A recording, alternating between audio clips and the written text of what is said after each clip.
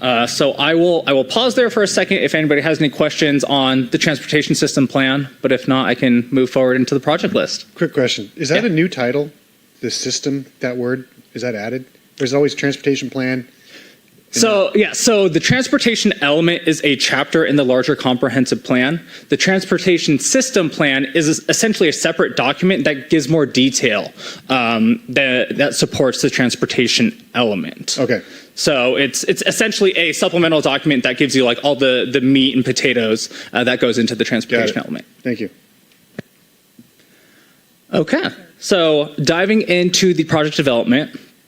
So I just wanted to give a high-level overview of how we develop the project list, where the projects come from, how we identify what the needs are.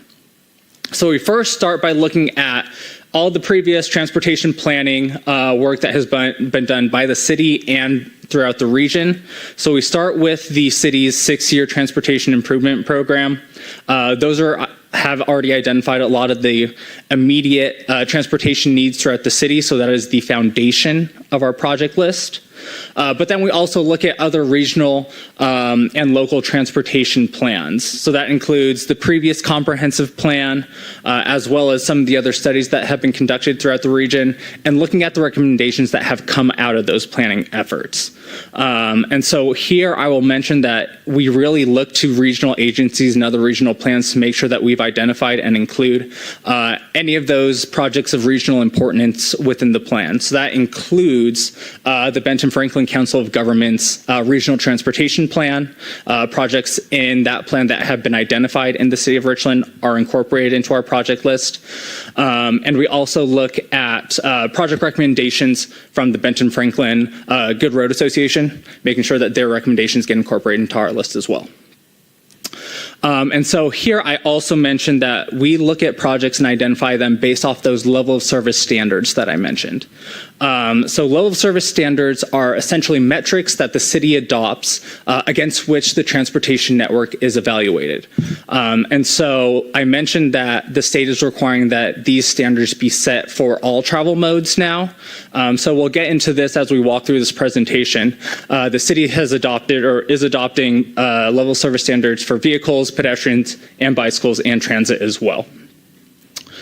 And the final thing that I will note here that goes into the project list are new roadway connections. So as the city grows and develops, additional construction and development of the transportation network is going to be required to accommodate those new uses and the new areas that are developed. So we've included a lot of those on our project list as well.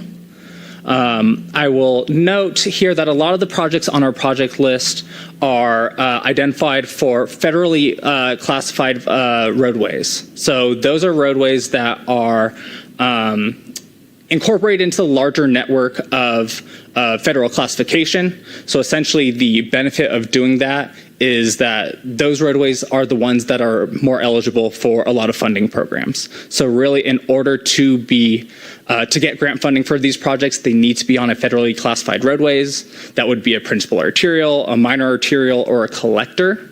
And so really by focusing on those projects, not really identifying improvements for local streets, we want to make sure that the projects that we've identified have an opportunity to be funded through grant funding. So I will pause again here, see if there are any questions on sort of some of the sources that we use to identify the project list. But if not, we can sort of dive into some of the details about level of service, how we come to these different project recommendations that we have. Okay, great. So let's start with the vehicular projects. So I mentioned level of service standards. So the level of service standard that's set for vehicles is based off of intersection delay. So that's looking at the average delay that a vehicle experiences when traveling through an intersection. That's typically measured on this A through F scale, where A is really no congestion, very little delay when you're going through an intersection, and then F is all the way at the bottom, extensive delay, extensive queuing. So the city sets their level of service standard at level of service D, sort of right there in the middle. The importance of that is that you're sizing the system to make sure that it can accommodate your peak demands, but also isn't operating with excess capacity throughout the day. If you're planning for level of service A, that essentially means that you're planning for really wide roadways, really big intersections, which are operating way under capacity a lot of the time. So you really want to plan for something in the D or E level, which is consistent with other agencies throughout the state. Just a quick question real quick. On that, is safety considered at all during the level of service? Is it strictly the waiting time? So the level of service really just focuses on the waiting time. That's not to say that safety isn't considered elsewhere. So as you know, the city has a comprehensive safety action plan. So through that plan, the city has looked at historical crash data to identify what those safety concerns are. And so a lot of those recommendations get pulled into the transportation element and the project list, but it's not specifically looked at here through this level of service standard.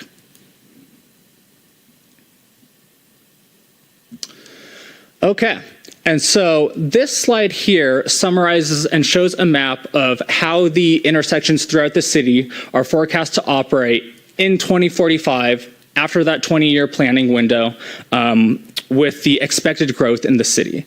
So future traffic volume forecasts have been developed for the city based off the land use assumptions that Nicole and her team have developed. And so based off that, we have identified this list of intersections that are expected to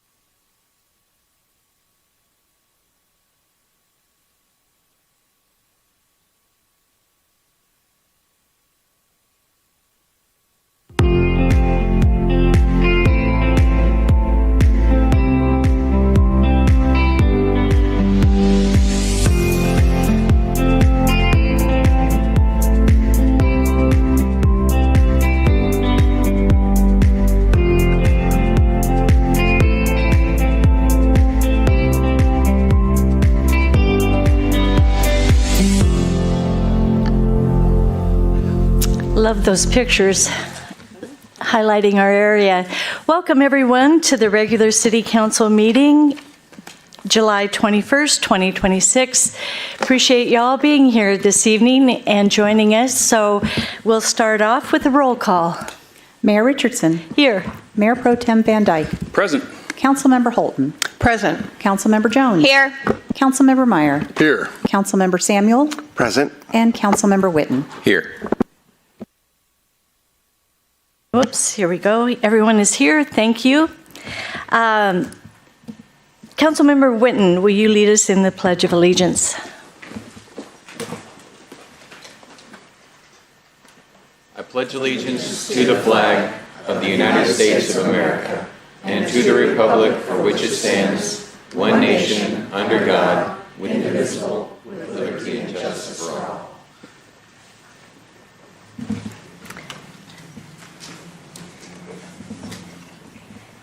Thank you. May I have a motion and a second to approve the agenda? So moved. Seconded. All those in favor say aye. Aye. Any opposed? Hearing none, motion passes. First on the agenda is a presentation from the Friends of Badger Mountain, an update. I always look forward to hearing about what's happening next, so this is good.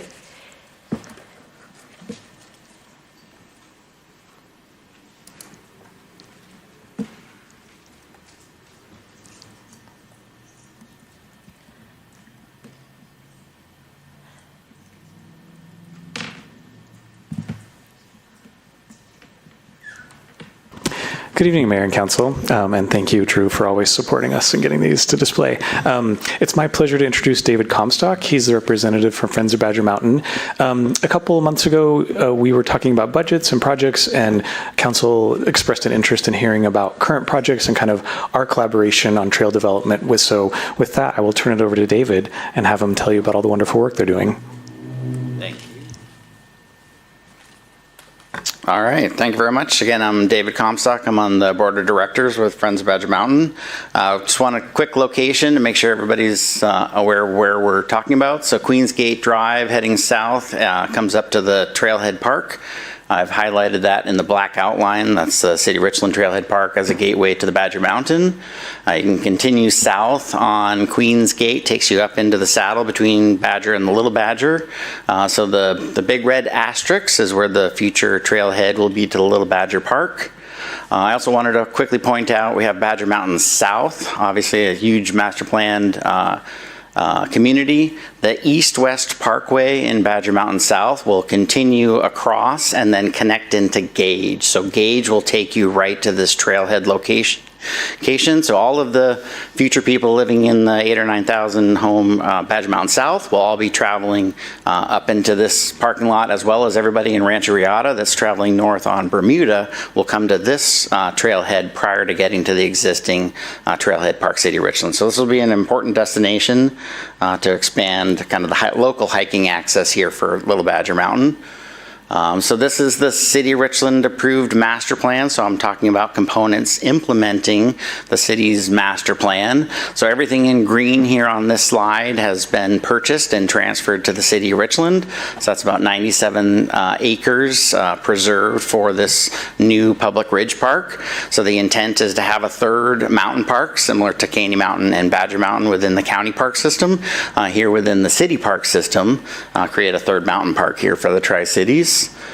So I was asked to kind of talk about the upcoming projects, not only immediately what we're preparing with the City of Richland, but future projects throughout this master plan. So I'll just briefly touch on those. If you have any questions, please ask, or I can come back to it at the end, however you prefer.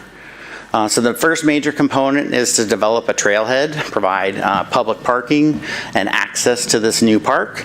This is planned for right off of Queensgate at that Gage intersection. Gage going to the west where the Wilson's Orchard was already paved. That exists right now. All the orchard from the Wilsons has been sold and is all planned for residential development, extending all the way from Rancho Reata all the way north to Badger Mountain.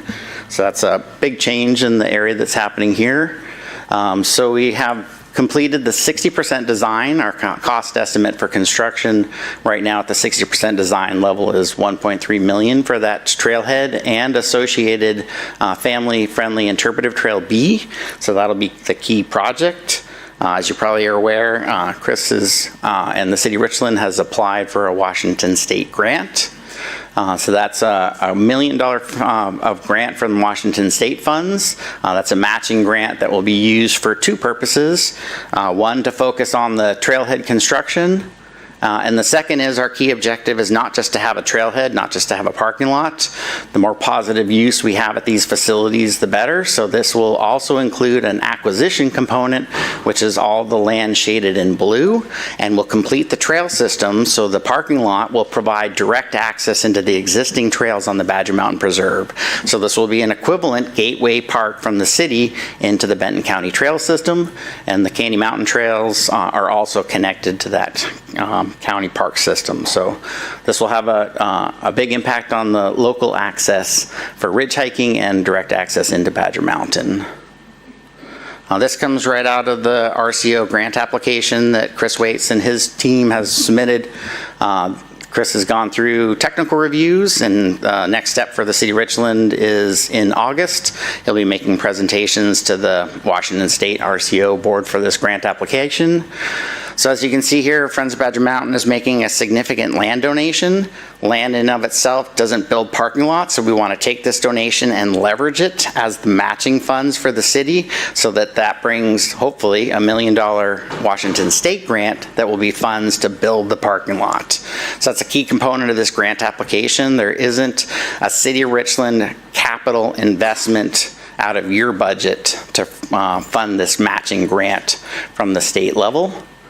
So this also talks a little bit about the design support and the volunteer activities. For the last 5 or so years, we've also had a maintenance agreement to do maintenance within the Trailhead Park to help reduce the operating expense of your existing Trailhead Park system. So continue that relationship. Wanted to share quickly the 60% design. This is where we are at the funding level. So Friends of Badger Mountain has been getting grants and donations from the facility. Most of last year we spent time working with the Public Works with the city to lay out the rotary that the city plans at that future Gage and Queensgate intersection. We need to know the size of the rotary so that this parking lot doesn't interfere with the city's plans to develop that into a larger rotary intersection. Out of the last 2026 lodging tax grant that Friends of Badger Mountain got, we also added an interpretive ice age flood feature. So we'll do some design work. We want to make this a destination on the National Park Service's Ice Age Flood National Geological Trail. So we'll have an interpretive component that's kind of the outlay there by the friendly loop, or family-friendly loop. So that's kind of a quick look. We've done some public comment at the 30%. The City of Richland will be planning some upcoming, again, public comment at the 60% to share this design with the public and our immediate neighbors. So that's the first big construction project that's planned and will hopefully be funded through the RCO grant from Washington State. That parking lot trailhead access and that connection to the Badger Mountain Preserve. As we work kind of southeast on the trail system, the next major project upcoming will be a north face trail. That's the trail section D that you see on the master plan here. So that will be a trail across a steep component on the north face. This is a quick slide from the top of this is the preliminary plat that was approved by the City of Richland hearing examiner. I'll kind of try to highlight it here. There's a yellow asterisk, that track C, dedicated to the City of Richland for this park. At the preliminary plat level, that was about 100 feet wide with an adjacent homeowner association land that gave us some options to potentially go around the ridge. The bottom part is the final plat that was approved by the City of Richland. So additional houses were squeezed in, squeezed that 100-foot track C down to a 10-foot wide trail corridor. That trail corridor ends, basically you can see the asterisks on the top, out into the contours. So now our only option proceeding forward is go across that steep north face. So that will be a significant challenge. This is a photo looking out across that north face of Little Badger from the end of that 10-foot wide corridor approved from the final plat. So we're conceptualizing a trail that would go across to an existing pad site, that's the north face overlook, to an existing ramp that goes to the ridge top, and then the trail will continue to the summit of Little Badger up that skyline ridge. This is another photograph with the interpretive information added onto it that looks down the existing ramp to that pad site that will make a nice overlook feature looking out over the City of Richland and to the Columbia River. So same kind of view. That's our second major project. So trailhead access and the 2026 RCO grant, if that funding is successful, construction of the trailhead 27-28, potential second grant 2028.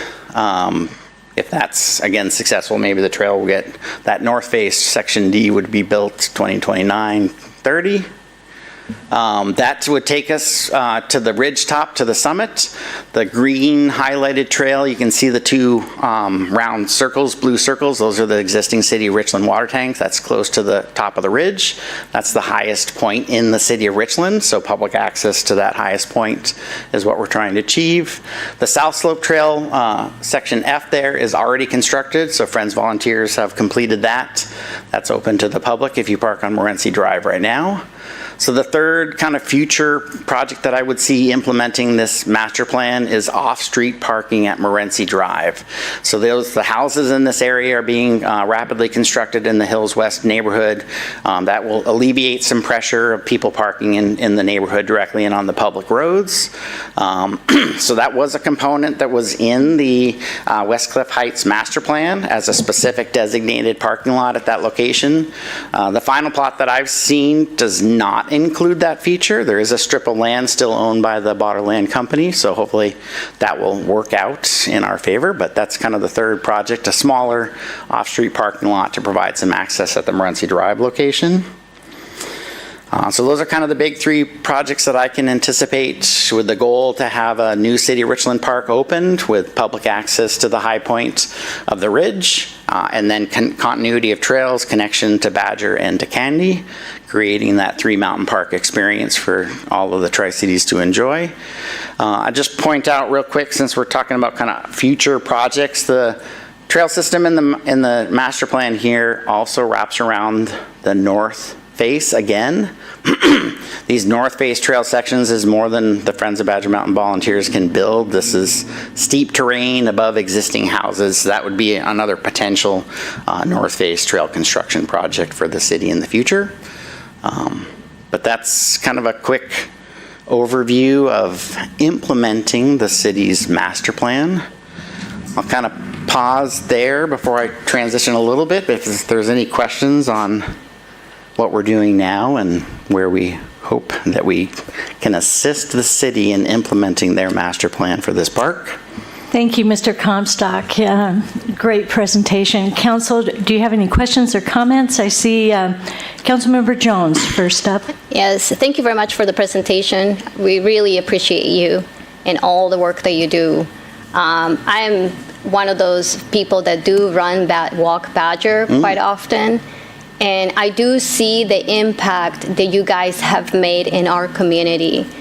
Some days it's pretty much bumper to bumper, and I do know that a lot of these people come from out of town. So with that being said, do we know how many people on an annual basis visit this location? That will be one question. But the other question would be, if you can provide roughly what the tax estimate, that is coming into our coffers, because your guys' hard work to bring these people over to this mountain, how that is impacting our bottom line, which I think is huge. So first question, how many people are using the trail? Probably on the order, at least this is Trailhead Park and access to the Badger Mountain Trails, somewhere in the order of 100,000 to 200,000 visitors a year. The city of Richland has purchased some data that uses cell phone, tracking your cell phone. So this map, this heat map here with the high red density shows during 2025 home locations of people that were inside a Trailhead Park, right? So you can see dense usage from all of the Tri-Cities. And you can talk to Chris Waits and he can show you the map, Northwest region, all up and down the Seattle corridor from all over the place. Your second question kind of had to do with the economic benefits. We haven't done any recent studies, but Washington State has a lot of data on the economic benefits of outdoor recreation, and especially kind of sports tourism. These the challenges that Badger Mountain Challenge that's performed in this area, the Ironman that the city of Richland is promoting, these are enormous economic benefits to the community. Yeah. The next question will be, I volunteer once in a while, but it's very hard because when it's hot, it's almost impossible to be out there in the mountain volunteering. And so obviously you're looking for people to volunteer. How can we, the city, but the city residents can help you? I know a lot of the times it's very difficult for you guys to get people to go out and help.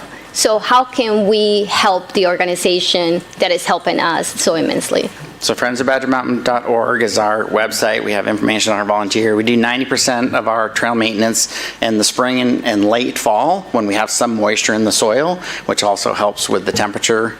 There's just a little bit of volunteer work that we're doing to remove noxious weeds from the park that happens during the summertime when it's really hot. So appreciate everybody's efforts. Ultimately, it's donations from the community as well as volunteers that help maintain the high quality trails that we have in our local parks. So thank you. Thank you. Councilmember Van Dyke. Just real quick, thank you so much. This is fantastic. I'm very excited about this. My kids don't always like it, but we do badger a fair amount.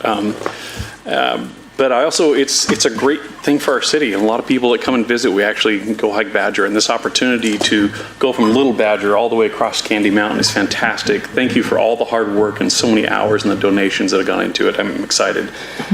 Now we just get to connect to Rattlesnake, right? there we go. Yeah.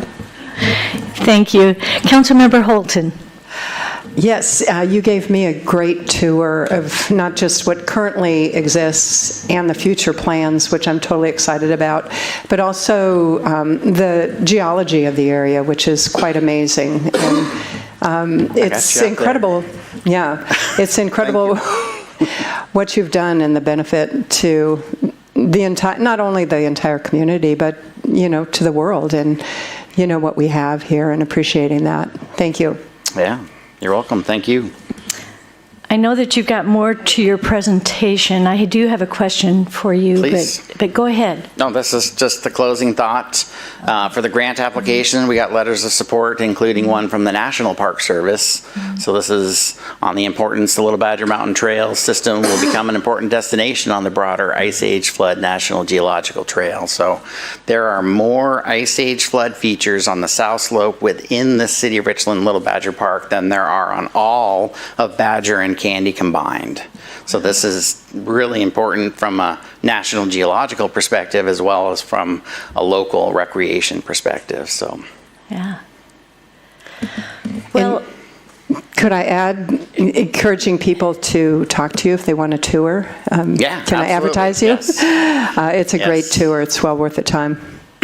I work at Hanford Monday through Thursday, so if you ever want a tour Friday or on the weekends, let me know. thank you. I am one that when we have people visiting us, we hike Badger, whether they are up for it or not. We get up there and just really it gives an overview of what our region is like.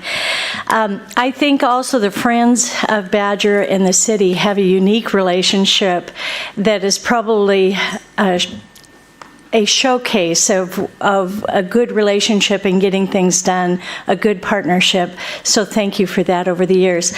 So here's my question. A few years back, I heard a concept of ridge to river, eventually a path that goes down to the river. How is that, and where is that? Yeah, so each step in the way helps implement that. I mean, our ultimate Friends of Badger Mountain goal is about a 20-mile ridge trail starting on this little bit Badger Ridge, the City Richland Park that we're talking about here, connect to the existing Badger and Candy, and then eventually work with the vineyard owners and have some kind of trail system across Red Mountain that goes all the way to the Yakima River. That's our long-term goal. We're also currently working with the Benton City, who got a grant to do a Rails to Trails. They're looking at purchasing that old abandoned railroad bridge coming across the Yakima and trying to purchase some of the old railroad alignment to come out of Benton City and connect into that railroad trail vision. And then the rivers component is Tapped Hill Greenway. So one of our sister nonprofits here locally, they've been working on the river trail along the Yakima River.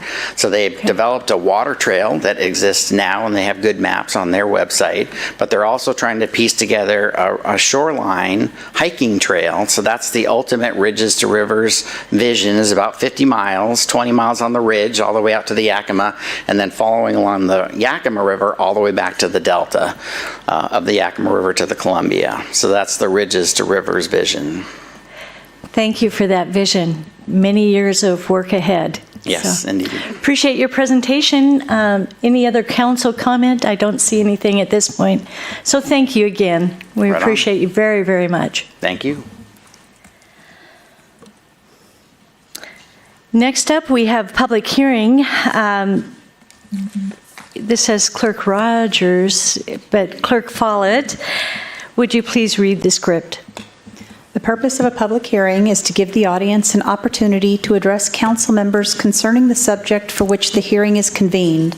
This process is an official on-the-record communication geared toward giving City Council information and opinions to consider in its decision-making process. While Council welcomes hearing from you, please know that the public hearing process is not designed for interactive dialogue with council members or for posing questions expecting an immediate response. Many questions require an opportunity for research and deliberation. For this reason, council will not provide immediate responses to comments, questions, or concerns raised during the hearing. To provide an orderly process, audience members who wish to speak should raise your hand and wait to be acknowledged by the mayor. Approach the lectern when invited to do so. Begin by clearly stating your full name and address for the official record, and after speaking, write your name and address on the record sheet. To ensure every participant has an opportunity to be heard, public hearing comments will be limited to 3 minutes per speaker. The public comment period, where the audience is allowed to comment on agenda items or other topics, follows the same guidelines with the slight difference that speakers are to announce their full name and their city of residence before speaking. For this section, each speaker is limited to 2 minutes to present their comments. The time prompter placed on the lectern will alert each speaker with an amber light when 15 seconds remain. To signal the end of a speaker's time to speak, a red light will flash and a buzzer will sound. In the interest of time, Council asks that you do not duplicate comments already made by another speaker. Instead, please confirm your agreement with statements previously made. Council also asks that speakers conduct themselves respectfully so that all participants feel welcome and have an opportunity to be heard. Please avoid interruptions, personal attacks, or disruptive behavior. When appropriate, the mayor may refer certain topics raised during the public comment period to the city manager for additional review and action. Please note that if a speaker intends to provide council with any documents as part of a presentation, the documents must be handed directly to the city clerk for distribution. The purpose of tonight's public hearing is to consider the proposed amendment to Exhibit A to the compensation plan for unaffiliated employees 2024 and continuing, Resolution number 2026-102. Thank you, Acting Clerk Follett. So it's now 6:23. Is there anyone that would like to speak to the resolution number 2026-102? I see your hand in the back row. Now, again, this is for the compensation plan discussion. Is that clear to you that that's what you'd like to speak to? Please come forward and approach the lectern.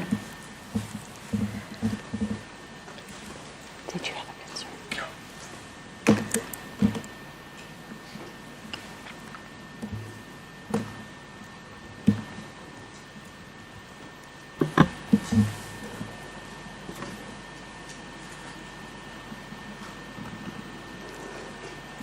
My name is Kristen Dykema. I am a Public Works employee. I live at 6109 Entiac Court, Pasco, Washington. I commend the city for completing this study, and I do believe that it was done with good intention and has been needed as we have fallen behind the other local cities in pay. I have given this a lot of thought, and you would be hard-pressed to find anyone who would say I am anything short of logical and pragmatic. I will keep my comments short about how I feel it falls short of the goals of employee retention and recruitment due to the time limits. The implementation plan will result in some staff with mid to senior level experience at the city being placed within the first quartile of their pay ranges, which is typically a range reserved for those with less than 5 years of experience. Please see the first page of your packet, which will be demoralizing and could very likely lead to further attrition that has been plaguing the city, especially in my department. I also commend the city for constraining new hire offers in respect to internal equity and the communicated intent to continue this. But if mid to senior level staff fall into the first quartile of their pay range, you will not be able to recruit candidates with mid to senior level experience. I have watched offers be rejected in my own department, which has been detrimental downstream effects. Examples include likely only being able to attract lesser experienced workers, which leaves those with limited experience to lack support from mid to senior level mentors, stagnates their growth, and may lead to them leaving for more supportive environments. Senior level employees will have to carry heavier workloads, leading to burnout, or to them leaving for opportunities where they will be paid their market supported wage. We will lose the valuable mix of varying experience levels that ensure our growth, success, and consistent outcomes. We will hinder our ability to continue to deliver service levels to our citizens that they have come to expect and have to delay repairs and replacements beyond planned schedules, which could lead to system vulnerabilities. We will increase the potential for operational risk due to inadequate support for lesser experienced staff and leaving gaps in key roles to mitigate risk, and find ourselves needing to hire consultants for duties, which we should be able to do in-house, which amounts to multiple positions worth of cost in my own department each year. In terms of internal equity for compensation, or for compression, under this study, the City of Richland only gives 1% per city-specific experience in their role. If you have 2 employees with equal experience, but one has been with the city in their current role 10 years and under, or and another only 2, there will be disparities in that equity. This will further degrade morale, which for those whose scale has shifted drastically, as a couple have, some mid to senior level employees will fall within only a small percentage of those with limited to no work experience in their role. Lastly, it is well documented that it is substantially more costly to replace an employee than it is to retain one. Please see packets page 2 and 3. There are more concerns, but with the 3-minute limit, I must wrap it up. I come here tonight with the hopes that my being willing to speak up and say what I know others feel but are too afraid to speak up and say does not leave me with negative consequences from trusting my leadership to allow me the opportunity to express what I believe to be valid concerns without reprisal. With respect and appreciation, I thank you for your time and consideration. Thank you for your presentation. Yes.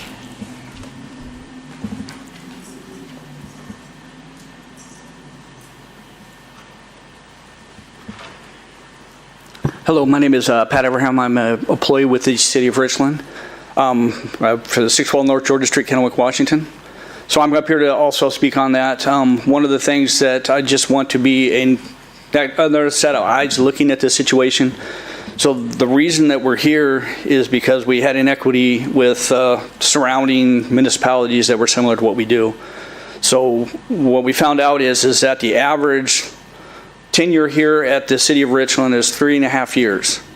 So that's the average, which should scare anybody in any organization when you have that kind of a changeover and that many new people coming in. So one of the things that we need to do is like I say, I commend everybody for getting that study because that's very important. But I think we need to look at the way the consultant did this doesn't seem to line up with the way it should be to fix this problem. Because just as Kristen had mentioned, there is no equity with the people that have been here, put the time in, worked hard, and they're where they are on the old scale because of the time and effort that they put into this job and into their lives, working here. So it's one of those things that when you look at that, you need to come in with a solution. So we need to fix this problem, and that's part of it was, like I said, and on the record, this is nothing against our leadership team or HR. Like I said, they're doing their job to try to figure this. It's just we trusted a consultant to do a job that they didn't do. So what we need to find out is a way to make this equitable, to make sure that all these people that are here dedicated to us, to the citizens of Richland, get acknowledged, at least acknowledged in this situation. I did a quick research on how they do this, and they said the most common way is that whatever percent you're in the old one, you move to that percent in the new one. That's across the board. That treats everybody the same, makes everything equal. So that's looking at it from that standpoint. I don't know why the consultant didn't put that up as an option to make sure that we're being fair, equitable, and again address the problem of the turnover. We need these people to stay.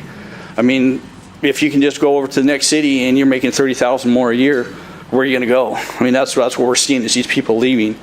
So that's all I'm doing is just asking as an outsider coming in just to give you more information is that I think this could be done in a little different way. If the consultant should have come up with that to help to retain these people and reward them. I mean, these guys have been here fighting for the citizens, and the stuff we do behind the scenes is amazing. So I've been here for a long time.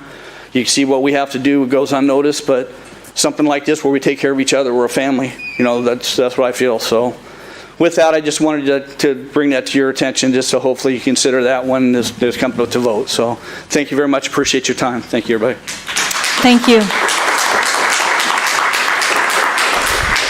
Is there anyone else who would like to speak at this time?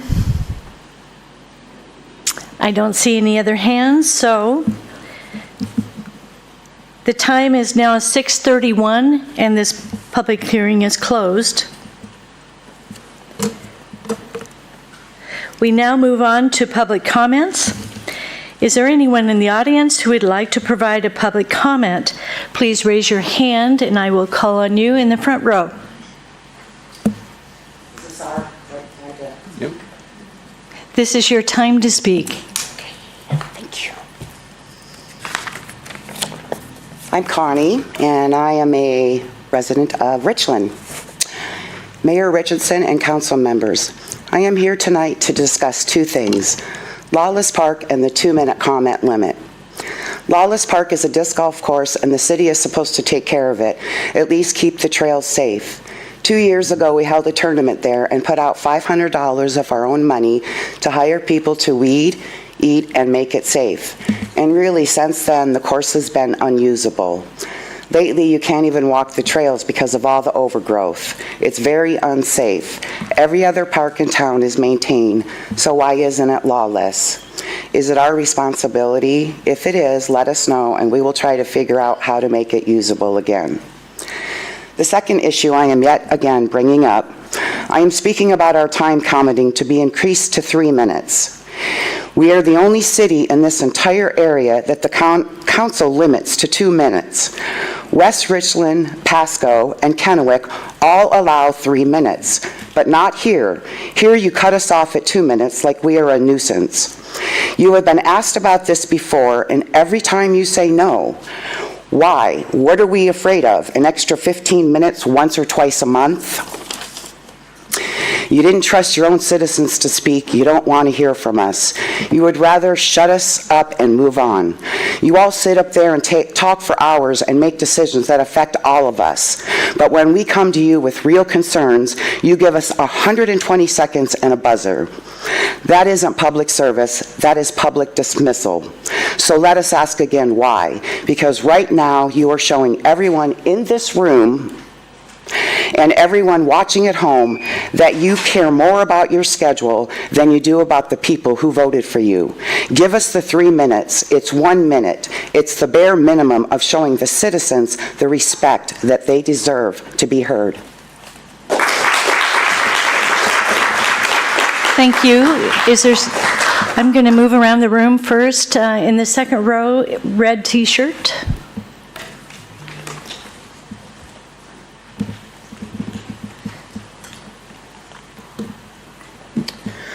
Hello, my name's Ryan. I'm a Richland resident and a member of the Tri-Cities Socialists.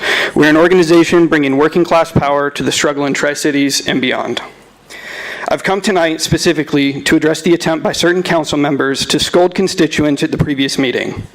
After extensive public comments, Councilmember Van Dyke brushed off all the points that were brought forward and chose to react to the tone of the comments, stating, "We can do better," and pleading for respectful discourse.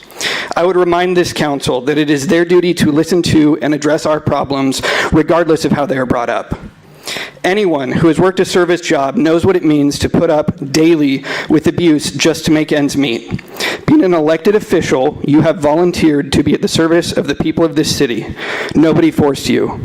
You can easily deal with a fraction of what a service worker puts up with on a daily basis.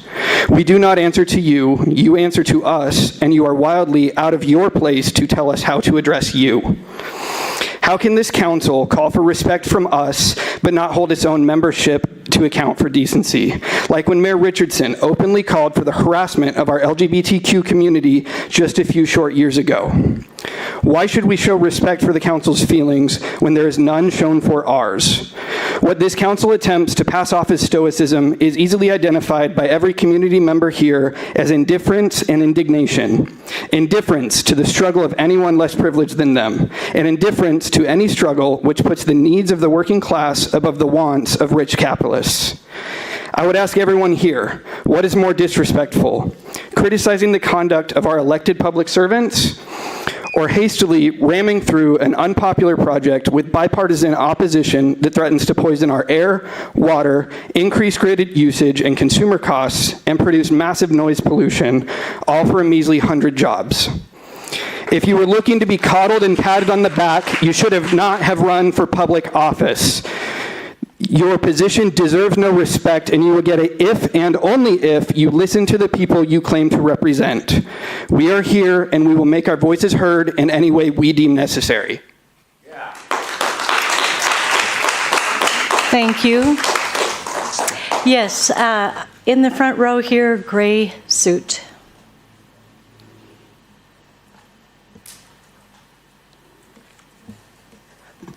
Good evening. My name is Christopher Dare, and I am the Executive Director at Columbia Basin Veterans Center. And it's an honor to be here with you and with everyone here in the crowd as well. I do live in Richland, so you're my city council as well. But I'm here to talk, and my address is 2932 Milton Lane here in Richland. I'm here to actually say hi to all of you, say thank you. I want to say, Tony, it's great working with you, so give you a little shout out. But when it comes to our veterans in the community, we are the front-facing group that serves all of our veterans.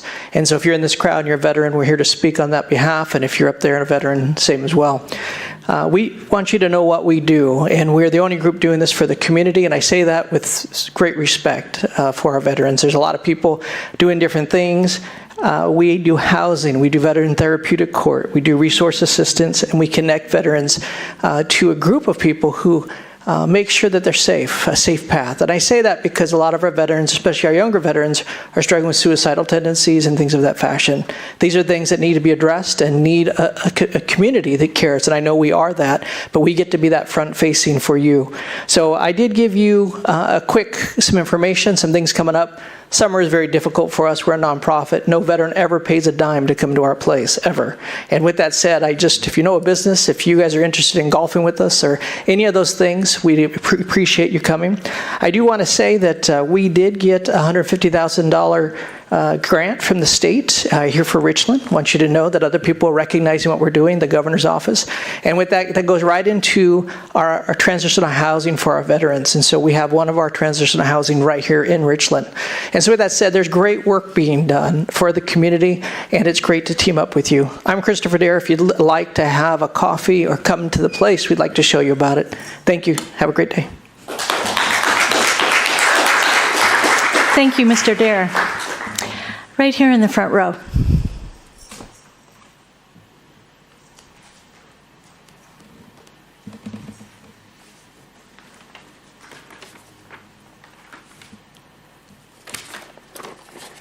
Good evening. My name is Steve Drinkard. I thank you for this opportunity to speak. I live in Richland also.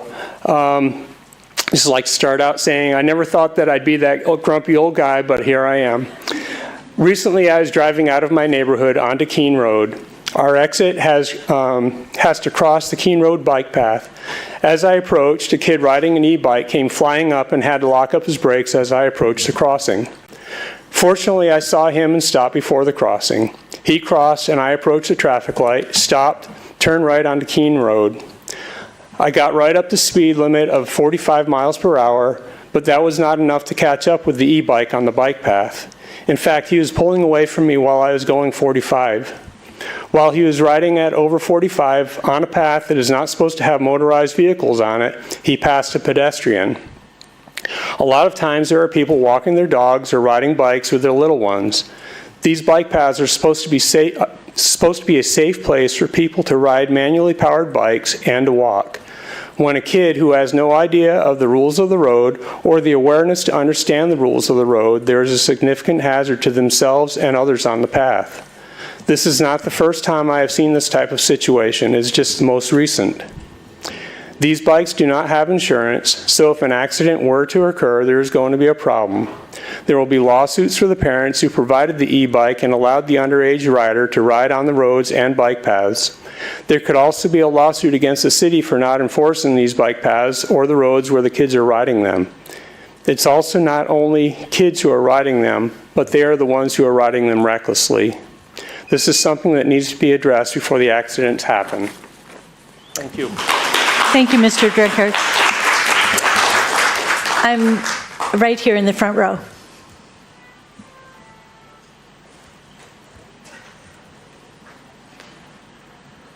Good evening. My name's Ed Munoz. I am a resident of Richland, and as my wife stated earlier, I did run a disc golf tournament at Lawless Park last year. That park is named after Judge James Lawless, who was killed when a defendant who appeared before him mailed him a bomb back in the early 70s. He opened the box and he died that day, and the city of Richland was kind enough to name a park after him. And I didn't, when I first moved here, I live right next to that park. I was wondering what's that park named for? What's this Lawless thing, right? And so I looked it up and I read the story about this guy, and I thought, wow, I never heard of that, because when it happened, I was 9 years old and I was more interested in playing out in the field, So I decided that I wanted to run a tournament out there just to kind of keep his memory alive. And so before I filed the sanctioning paperwork for that tournament with the sanctioning body, I contacted his son, Greg Lawless, who's a prominent attorney in Seattle, and told him what I was doing, and he was just beside himself. He didn't realize that anyone actually would remember his dad, So I ran the tournament. It was well attended, and it was a success overall. I mean, it's not like the Ironman. It was a small thing, but we had 80 players and plenty of spectators, and it was a lot of fun. But in order to do that, we had to spend $500 of our own money to hire people to come in and prepare the course. Now, Lawless Park is a desert course. It's terrain like the desert. It's not like Howard Ammon Park where it's green, mowed, nice, area, but we had to pay that, and I'll get with Director Waite and see if there's anything he can do, because I want to run that tournament again. I didn't do it this year because we couldn't afford it. I couldn't afford to hire people to come in and prepare the course. It's really rough right now. The cheat grass is up to your waist, and it's not playable, and the trails aren't even usable. So I would like to ask the city to give us a hand and help us keep Judge Lawless's memory alive. Thank you. Thank you, Mr. Munoz. Yes, second row back, green t-shirt. Third row back. Hello, my name is Karis Johnson, and I'm a resident here in Richland. I'm going to talk about the data centers. So in order to understand the urgent need for a moratorium on data centers, we need to zoom out. Climate change can no longer be seen as a partisan issue when it is now a dire human issue. The USDA published their balance sheets this month for the 2026-2027 crop year, and wheat production in the U.S. is at its lowest output since 1972 due to years of record-breaking drought. Hard red wheat, which usually makes up for the largest wheat crop, is currently at a level not seen since 1958. Winter wheat abandonment is at 32% this year due to drought, the highest rate since the Dust Bowl in the 1930s. To see the writing on the wall, we must look further south as Lake Powell and meat operators are scrambling to avoid falling below minimum operating pool when turbines will have to be shut down to avoid damage. The U.S. Bureau of Reclamation announced that without major intervention, Lake Powell will fall below minimum power pool in August. This water source is vital to 40 million people and irrigates over 5 million acres of farmland that feeds our country. As both dams are facing major cuts in power generation, the Western Interconnection, known as WEC, will direct BPA to sell power to CAISO and RTO West in the Southwest. WEC is estimating a 33% increase in annual grid demand in the coming decade, with large load data centers being the primary reason. This is the future we are sliding towards right now, and if it isn't obvious, let me make it clear. We simply don't have the power generation capacity or the water for new data centers. This next year will push us to levels of hardship not seen in many generations due to shortages of petroleum, food, and power. This is not the time to be focusing on short-term profits that have unmitigated long-term costs. Thank you.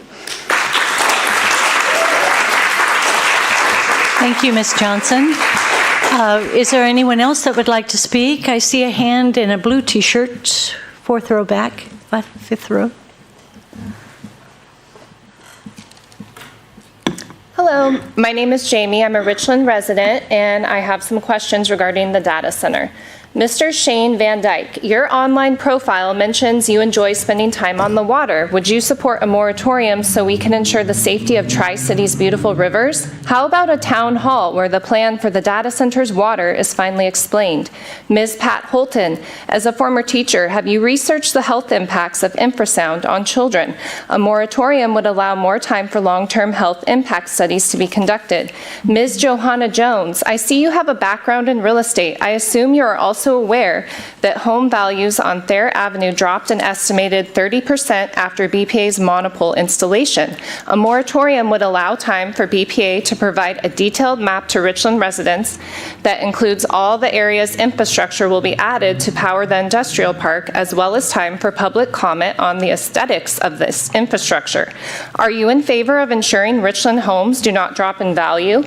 Mayor Teresa Richardson, your time working with Habitat for Humanity leads me to believe you value affordability for families. Is there a link between the July 1st, 2026 wastewater utility rate increase and the data center coming to town? Will you advocate for Richland to keep the BPA transmission credits as a way of lowering our utility bills?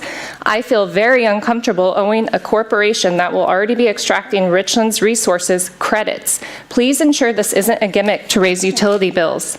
Mr. Ryan Whitten, I appreciate you showing an interest in the possibility of a moratorium at the last council meeting. You did express you felt it would be mostly symbolic. Our hope is that having the extra time would allow for development of a more thorough permitting process with many opportunities for the public to weigh in. Mr. Kurt Meyer, at the last meeting, you expressed reservations about hyperscale data centers. As you stated, they do little good for locals. We agree with that, and also that Richland needs many more protections from Atlas Argo.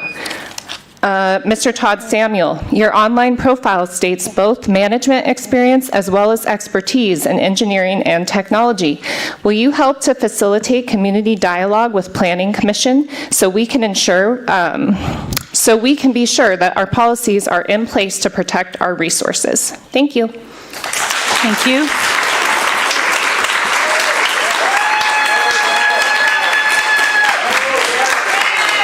Thank you. Is there anyone else that would like to speak at this time? I see in the back row over here.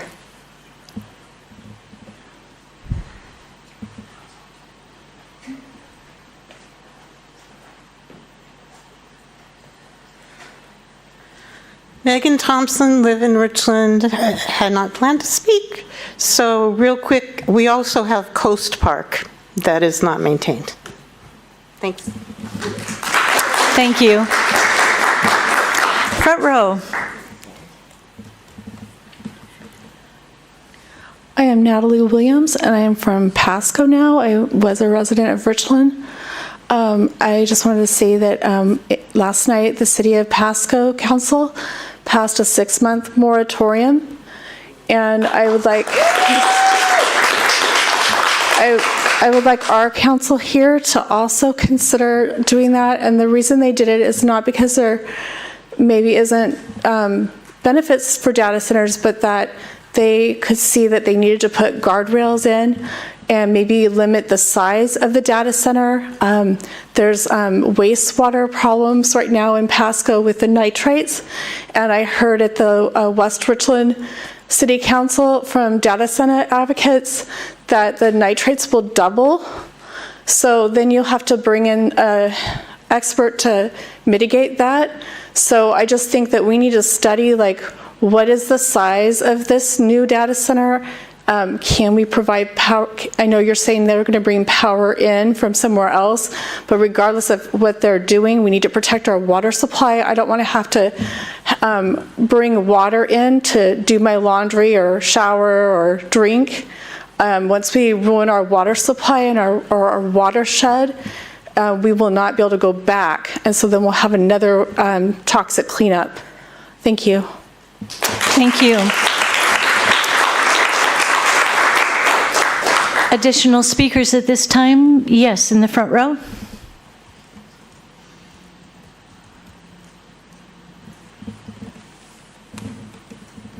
Good evening, everyone. My name is Heather Sheldon. I am a resident of Richland, Washington.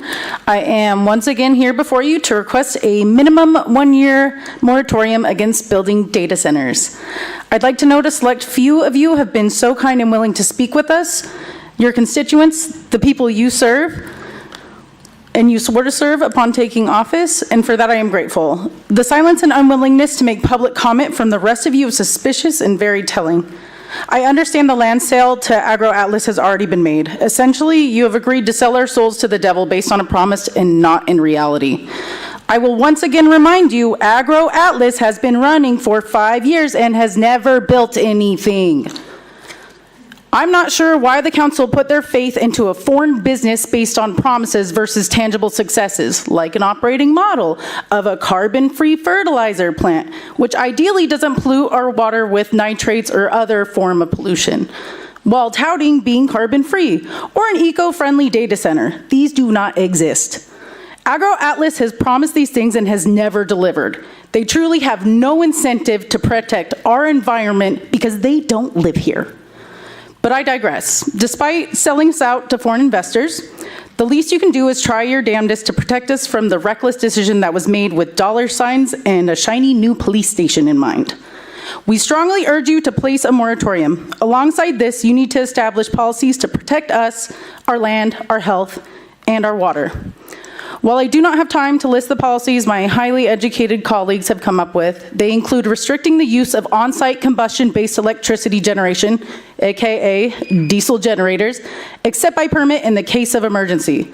Requiring data center applicants to demonstrate the projected energy demand is consistent with climate goals, and also requiring continuous water and environmental impact monitoring and ensuring financial assurances are in place and constantly updated to ensure the taxpayer, us, do not bear the burden of a decommissioned or remediated data center, as well as establishing repercussions if demands are not met.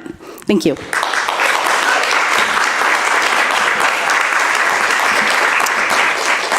Thank you. Is there anyone else at this time? Yes, I see your hand.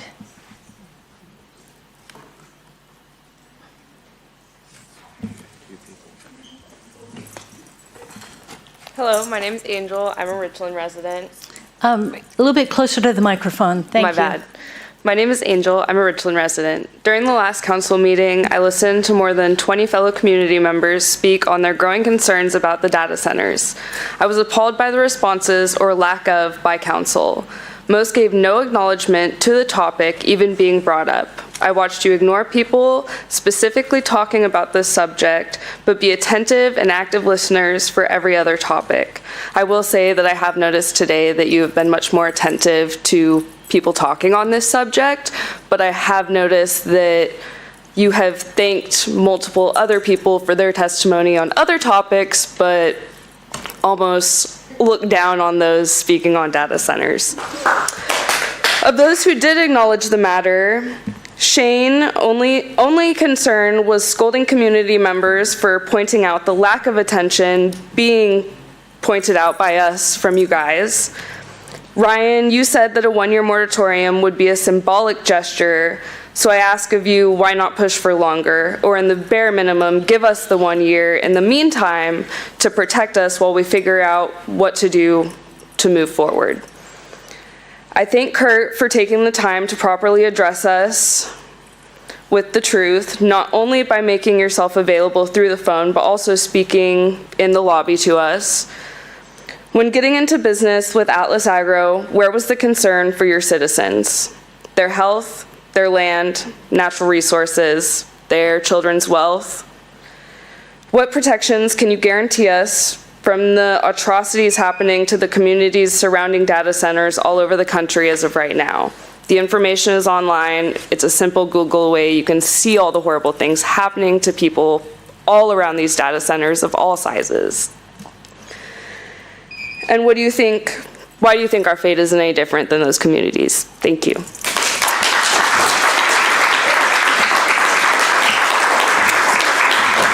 Thank you.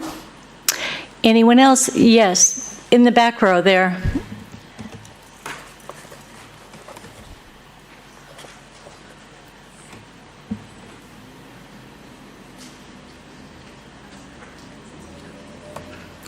Hi, my name is Kayla Madsen, and I am a resident of Richland, and I'll put my address down. I didn't prepare anything. It's quite short. I just wanted to say I went to the previous meeting that people have referenced where everyone talked about the data centers, and something that I noticed is when, I can't remember his name, but he had that big slide, the presentation he was presenting, making his case essentially for the power plants and everything. And I noticed that it seemed very disconnected. Like everyone's very concerned about the data centers. I am too. But almost like they're breaking it into these tiny little pieces and like making it super sweet and palatable and attractive to you guys. And I think that I feel like people's concerns about the data centers are kind of being ignored, like, oh, that's not that's not what's, being voted on or approved, right now, and so we don't need to worry about it, or it's fine, this is beneficial in these ways. And I think there's very valid reasons to be concerned at this point with these preliminary stages, with things that are being set up to support data centers in the future. So that's all I would ask you guys to consider. So thank you.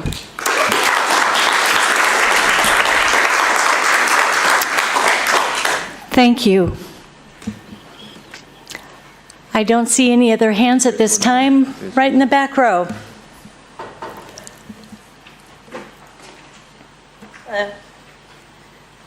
Hi, my name is Michaela. I'm a Richland resident. Michaela Wilson. I wanted to come up here to speak today because I am an Indigenous person. I have elders who are really worried about the data centers, and they say we're all doomed if we do something like this. And you guys can prevent that. You guys have the power to prevent that. So it's kind of in your hands, and we're all giving us your voices. That's all I got.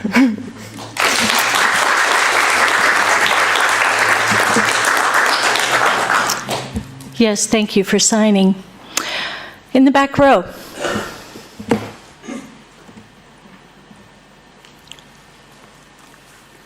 Hello, Reagan Failer, North Richland resident. I think what we can do is we can set the record straight on all of this. Let's have a town hall meeting. Let's fill up the Richland High School auditorium. Let's have all of you attend. Let's have all the city staff attend, and let's have someone from Atlas Agro attend and tell us what's going on, take questions from us. I think it would answer a lot of questions, maybe relax everybody or get them more worked up. But without doing it, we'll never know. So I would challenge you folks to make that happen. Thank you.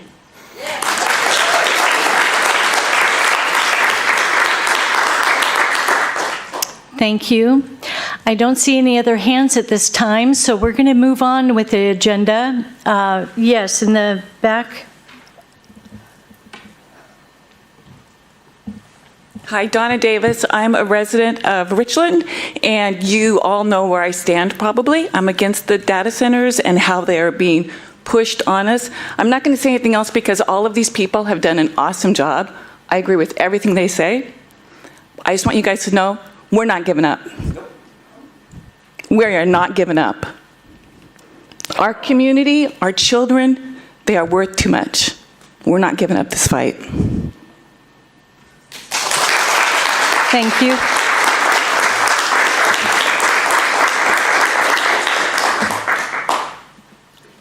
Thank you. At this time, I'd like to ask the clerk to read the consent calendar. Items on the consent calendar have been distributed to the City Council in advance for reading and study, are considered to be routine, and will be enacted by one motion of the Council with no discussion. Council members may transfer individual items to the items of business for deliberation before voting. Under minutes, we have the approval of the July 7th, 2026 City Council regular meeting minutes. There are no ordinances for first reading. Ordinances for second reading and passage. Ordinance number 2026-16, establishing Chapter 11.60 of the Richland Municipal Code related to automated traffic safety cameras. Resolutions for adoption. Resolution number 2026-95, authorizing separate reimbursement agreements for street, water, and sanitary sewer improvements constructed by Costco Wholesale Corporation. Resolution number 2026-96, authorizing applications to the Washington State Department of Commerce Public Works Board for the wastewater treatment plant, anaerobic digester improvements, and Grit Works rehabilitation projects. Resolution number 2026-98, authorizing a project review reimbursable agreement with the Washington State Department of Transportation for the Thayer and Lawless Access and Right-of-Way Revision Project. Resolution number 2026-99, ratifying a grant application to the U.S. Department of Housing and Urban Development for the Automated Permitting System Demonstration Program.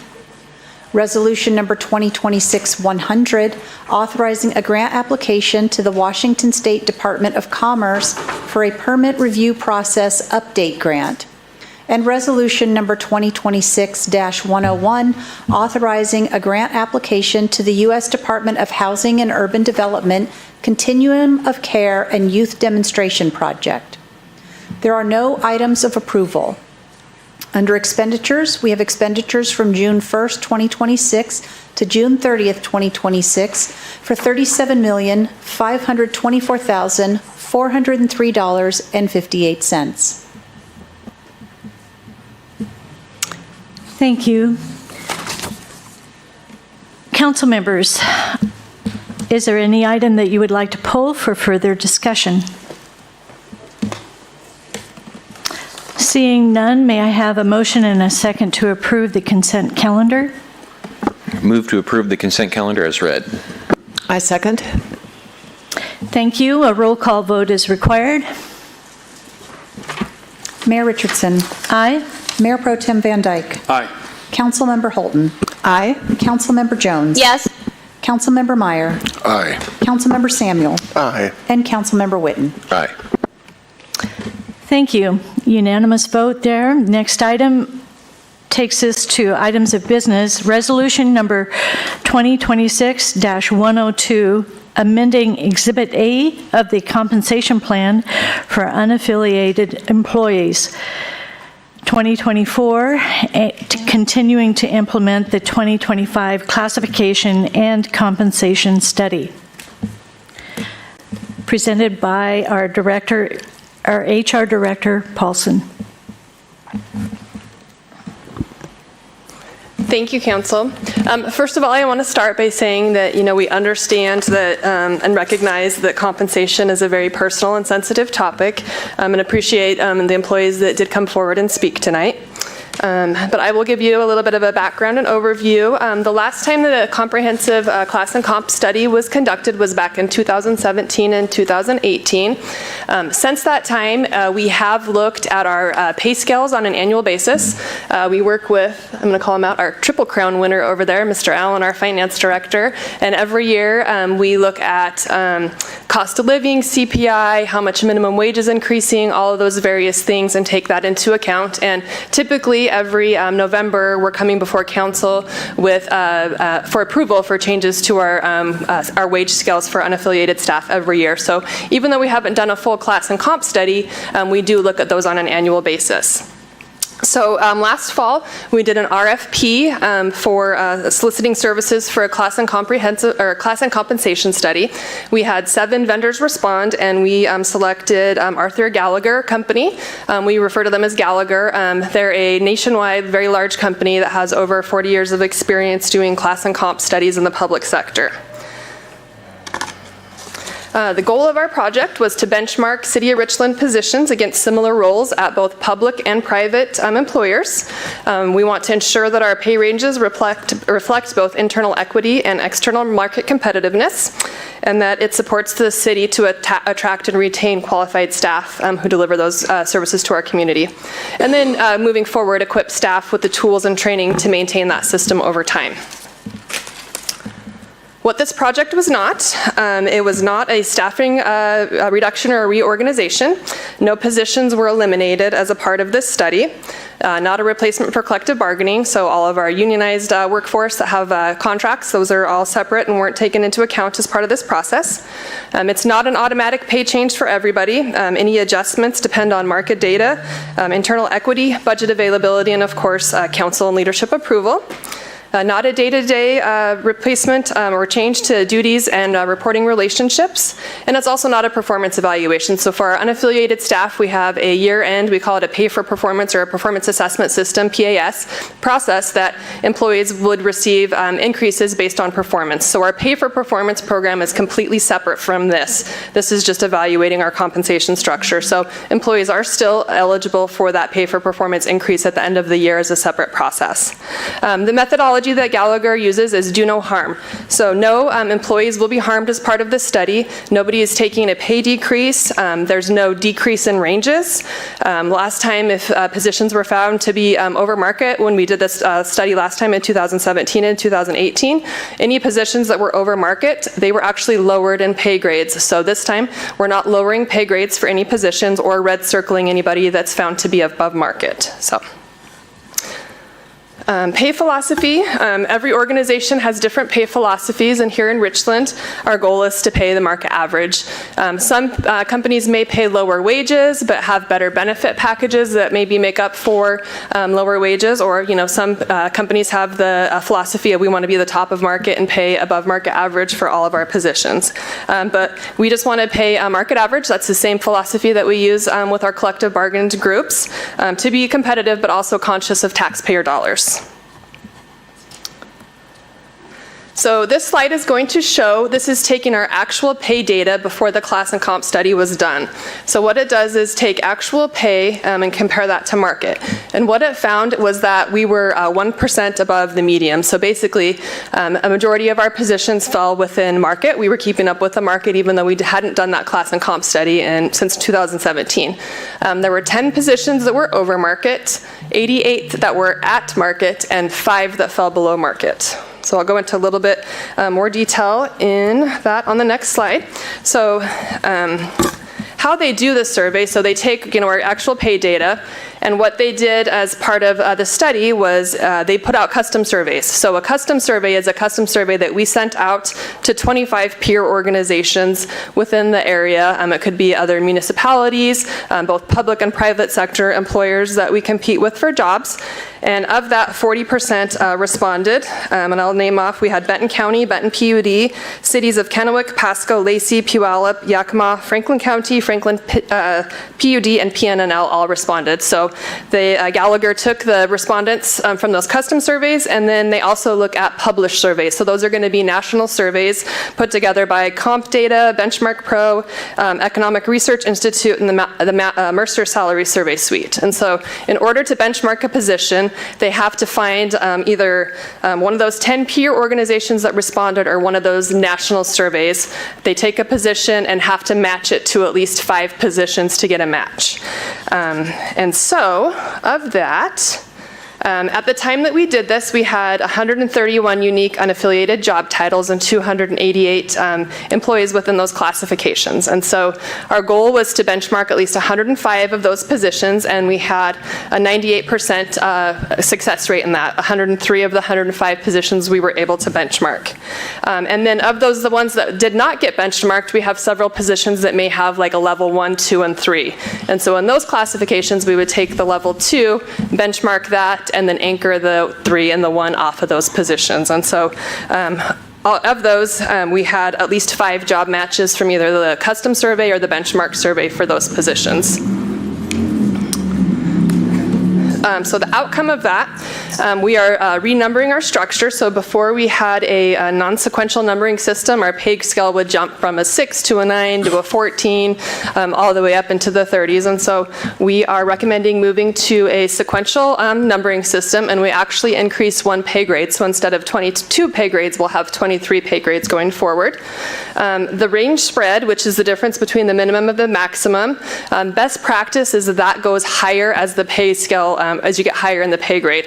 And that's because, as people progress down the pay range, they may be in a management role or a supervisory role, and they're likely to be in those positions longer and have less movement to move up in those pay ranges. So there's a bigger spread as you get higher up within that pay grade. And then midpoint progression, which is the difference between each numbered pay range of the the midpoint, that is also consistent, but it also gets higher, that spread between midpoint as you get higher up in the positions. Again, knowing that, that's going to value promotions. We want to make sure there's a bigger spread between supervisors and managers and those that they're reporting to. We also anchored the minimum, so pay grade 1. The midpoint of that is now anchored off of living wage. So annually, MIT puts out a study that takes into account, what a household would need to make to have that living wage. So in Richland, with both 2 adults working full-time in the household, so that's 2,080 hours a year, with 1 child, the living wage is $23.72 an hour. So our pay ranges are now anchored off of that living wage for what that household would need to make to not be in poverty, but to be able to support a family, living expenses such as rent, utilities, groceries, and those things. And so step 1 is anchored off of the living wage. So then once we apply this, and then across the pay ranges, after this has been done, it moves us up to 6% above the median. And I do want to point out that this data is aged to the future. So what that means is instead of coming to you again in December and again in December of 2027, this pay scale is meant to move with us for a couple of years. So it's aged forward by that 6% so it's a little bit above market now, but that's going to live with that pay grade for the next 2 years. So we're not going to be coming back to you to adjust it during that period of time. They call that data aging, and it's trended forward using data of what they're expecting public sector employers to use as increases over the next couple of years. So with that, where we would sit today with Exhibit A that was in the packet for you, we would now have 15 positions above market and 73 at market, and none that are falling below market. So. This is the new structure, and I know it's really small, but it was also, if you look in the agenda packet, there's Exhibit A, which actually has each of our unaffiliated positions and the associated pay grade and range with those positions. There were 33 positions that increased in pay grade, and so those are all listed here. I'll let you guys look at that real quickly, but I will also say as part of this, we did an FLSA audit to make sure that we have exempt, which are salaried positions, and then hourly positions. And so we want to make sure that those exempt positions are still meeting that threshold to be exempt. There's some duties tests that have to be satisfied, as well as some salary thresholds that have to be met to qualify for that exemption from overtime. So as of now, all of our positions that are exempt are found to be appropriately classified, but they also haven't published that salary threshold for 2027 yet. So we'll know closer to the end of the year if we will need to make any adjustments just based on those salary thresholds. Outcome, and I do want to say, just to point out on this, tonight council is only approving the wage scales and not individual employee placement within those scales.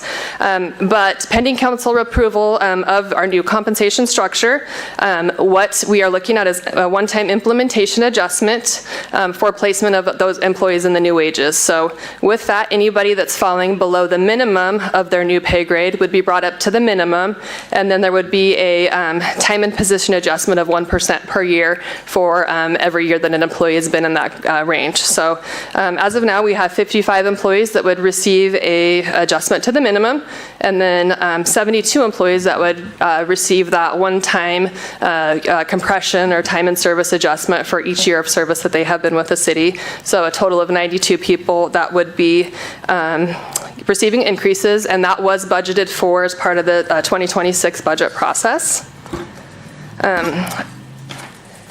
Just a couple other things to iterate here. What we've done so far is, per the RMC, we have a 3-week comment period that ends today, so employees were encouraged to bring feedback forward to staff or comments for us to review with the city manager and the project team.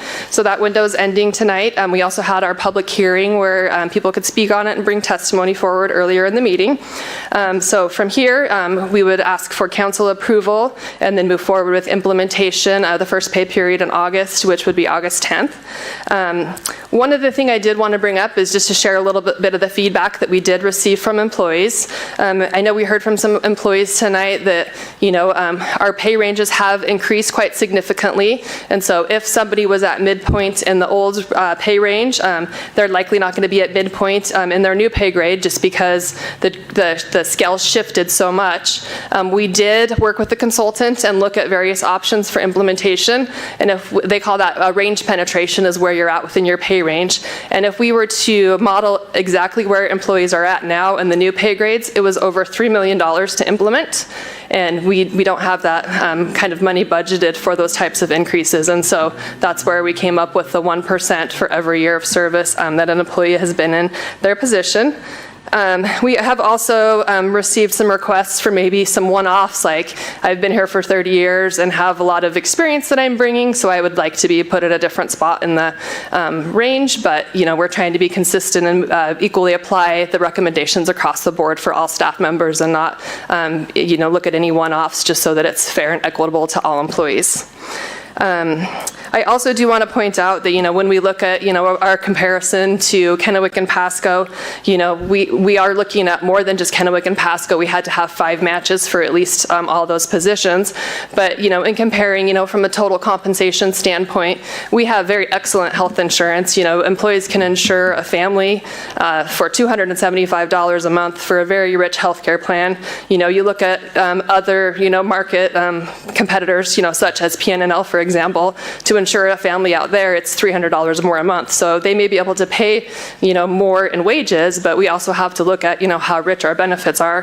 PTO, our employees, PTO has cash value. When an employee separates service, they're able to cash out their PTO. A new employee at Richland accrues 5 weeks of PTO in a year.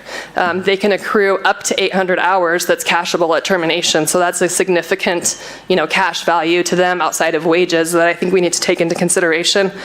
Somebody with 20 years of experience here accrues 8 years of PTO in a year. And then we also have an additional extended sick leave bank. So if somebody needed to be off work for an extended period of time to care for a family member, that's actually a separate bank. It's not cashable at termination, but you can accrue up to 800 hours. So, we do have some very rich benefits. We also have a pension plan, deferred compensation, and retirement health savings plan that the city pays into. So if you look from a total compensation value, just outside of base wages, employees are likely getting an additional $30,000 to $50,000 a year from the city just in those benefits alone. So I just thought it was important to bring that forward to council so we can look at it from a holistic standpoint as well. But staff does recommend adoption of Resolution 2026-102, and I'm happy to answer any questions. Thank you for a very good presentation. Council comments? I see Councilmember Meyer. Thank you. Appreciate the presentation. I've been on both sides of decisions and planning like this over the course of my career.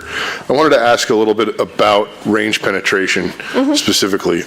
I have both been somebody whose range penetration dropped as a result of a reorganization in an organization. And I've also been the person who had to tell somebody that, your pay isn't changing, but your range penetration is. Yes. One of the things on both sides of the table that I sort of, I don't know, I'm not a professional human resources operator for sure, but a lower range penetration is, means that there's more overhead for increases, right? Like, because that should be the goal, ideally, is that when your range penetration drops, it means that, and drops to a degree where it's incommensurate with what you think it should be based on your experience and skills. That's a management opportunity to work toward equalizing that over time, right? Yep. What I'm getting at here, and the question I want to ask is, I understand that we are budget constrained and we are stewards of tax money, and so that dictates a lot of the decisions that we make about these things. But is it something, is this sort of, is where everybody landed where they're going to stay, or is this something that can be revisited over future years if we need to, right? I'm wondering if the policy as it sits puts us in a box, or if we have the room to grow going forward.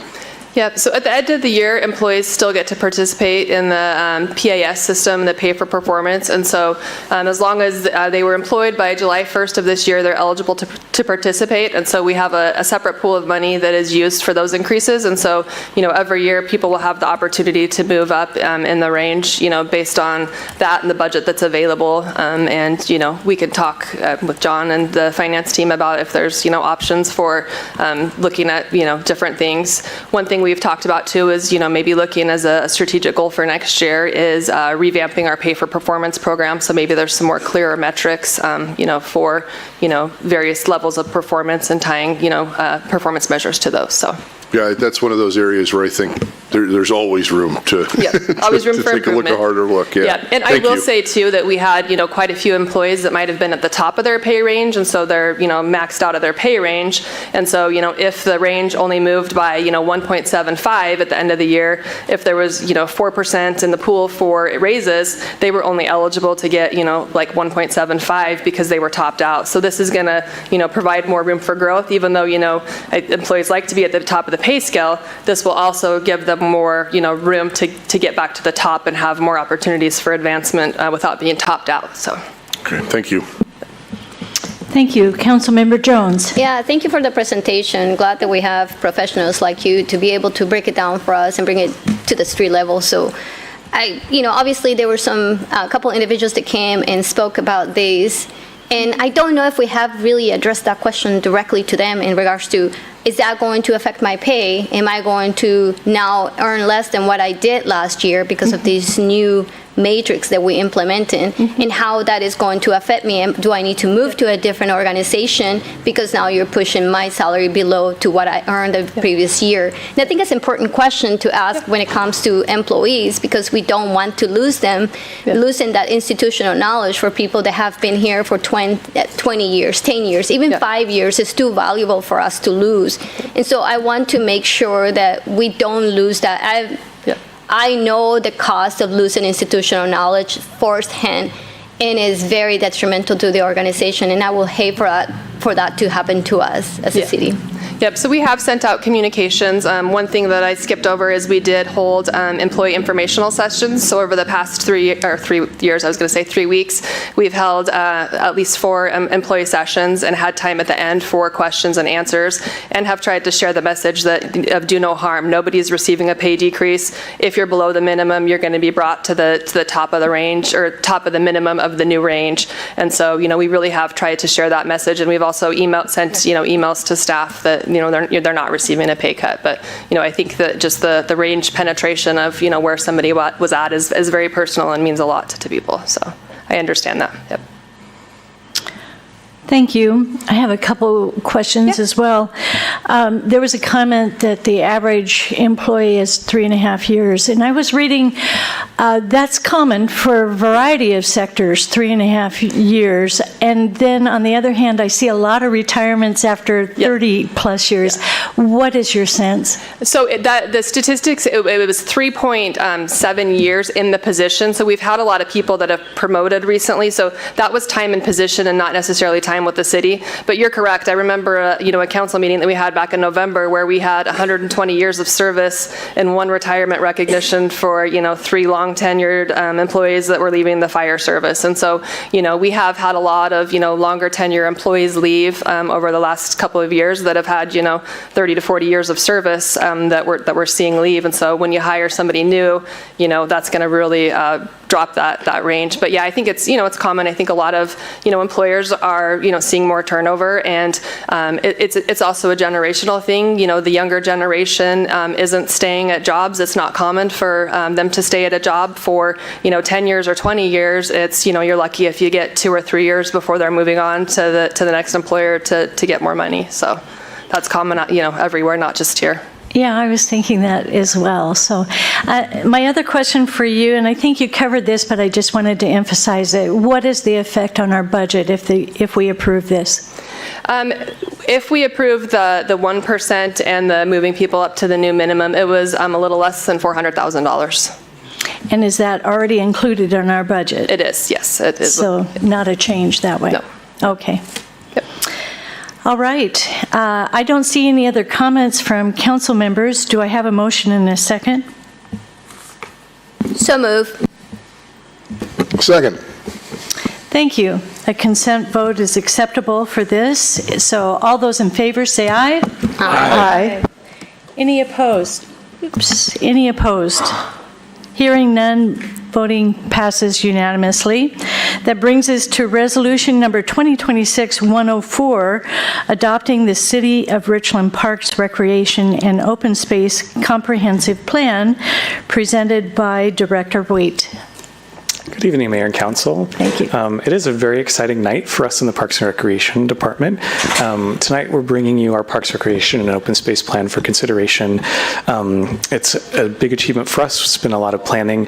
And we've got our presentation divided into two portions. We have joining online with us some of our consultants from MIG who will be giving you kind of a history about the process and a summary of the chapters in the plan. And then I'll be providing my summary from a director's perspective at the end of that. So I just wanted to verify we should have Cindy Mendoza and Lauren Scott joining us. Lauren, I can see you on my screen.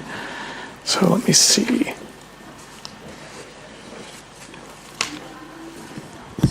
Yeah.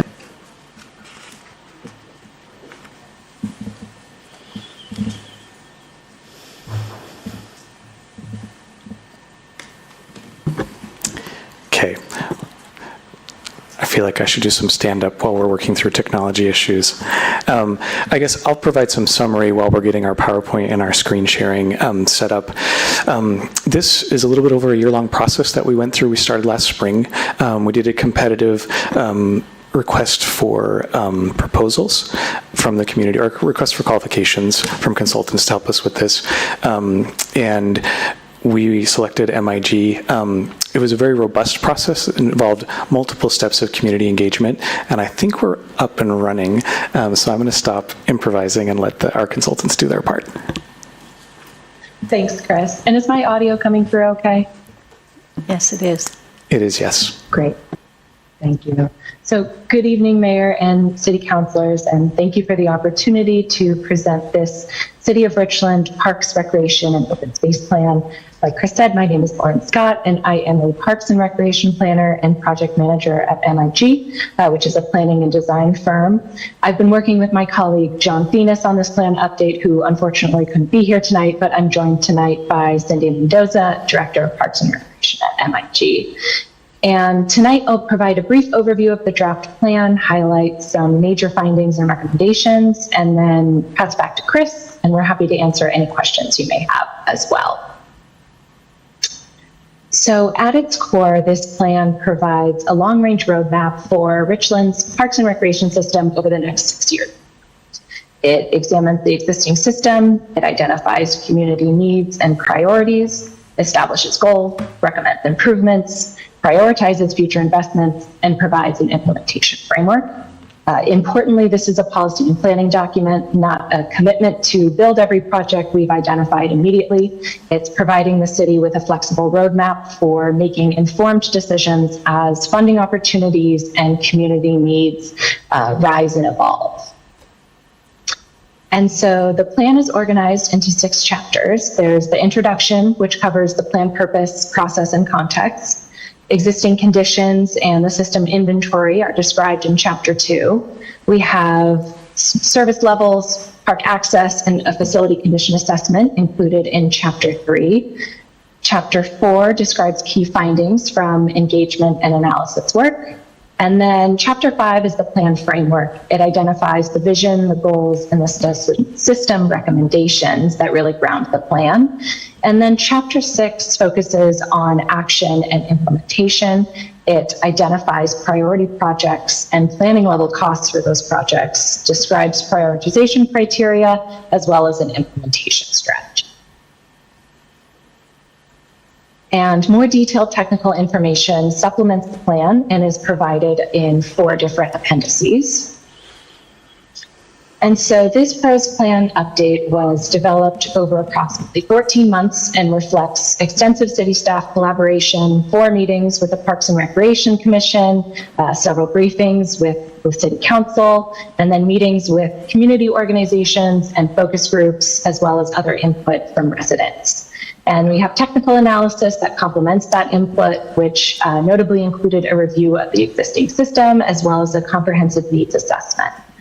And importantly, this plan also fulfills Washington State Recreation and Conservation Office requirements, and that helps Richland remain eligible for many important statewide grant opportunities, which the city has historically been very successful at obtaining. So just getting into a brief overview of the chapters, system summary in chapter 2, I think one of the strongest takeaways from this process and the work is that Richland really has an exceptional park and recreation. The city maintains more than 2,800 acres across 64 sites, ranging from varying recreation facilities, playgrounds, trails, natural open spaces, your waterfront parks, and also provides a wide variety of recreation programs and events. And as was noted in, advanced too quickly. As was noted in the first presentation earlier tonight, Richland system serves a much larger population than just city residents due to its unique offerings. There's Howard Amon Park, Leslie Groves, Badger Mountain, the riverfront athletic complexes that have a huge draw for tournaments that attract visitors from across the Tri-Cities region and beyond. And of course, as you know, this regional role creates tremendous value for the community, but it also does increase demand on facilities, infrastructure, maintenance, and staffing, and making long-term planning and reinvestment especially important. So touching briefly on chapter 3, focusing on park access, which you'll see some snapshots of the maps that we created for the plan here. Overall, Richland residents benefit from an extensive network that serves much of the city and does provide close to home recreation access. However, the geographic watershed analysis also found that access is not necessarily evenly distributed, and that while many residents do live within walking distance of a park, some areas of the city have fewer nearby recreation opportunities or fewer connections to the broader park and trail system. And so this assessment also highlights the importance of the city's trail and pathway network, which helps connect those neighborhoods to parks, schools, natural areas, and other community destinations. Chapter 4 summarizes what we heard from the community. The engagement process included online community surveys, stakeholder interviews, and focus groups with a variety of interest groups and people who have invested in Richland's parks and recreation system, Friends of groups, sports groups. There were different outreach events, and then of course the meetings with the Parks and Recreation Commission and City Council to hear more about the system and provide guidance at key steps in the process. One of the strongest themes out of this process was definitely an appreciation for what Richland has. Residents consistently recognize the value that parks bring to the community. But at the same time, they identified several priorities for the future.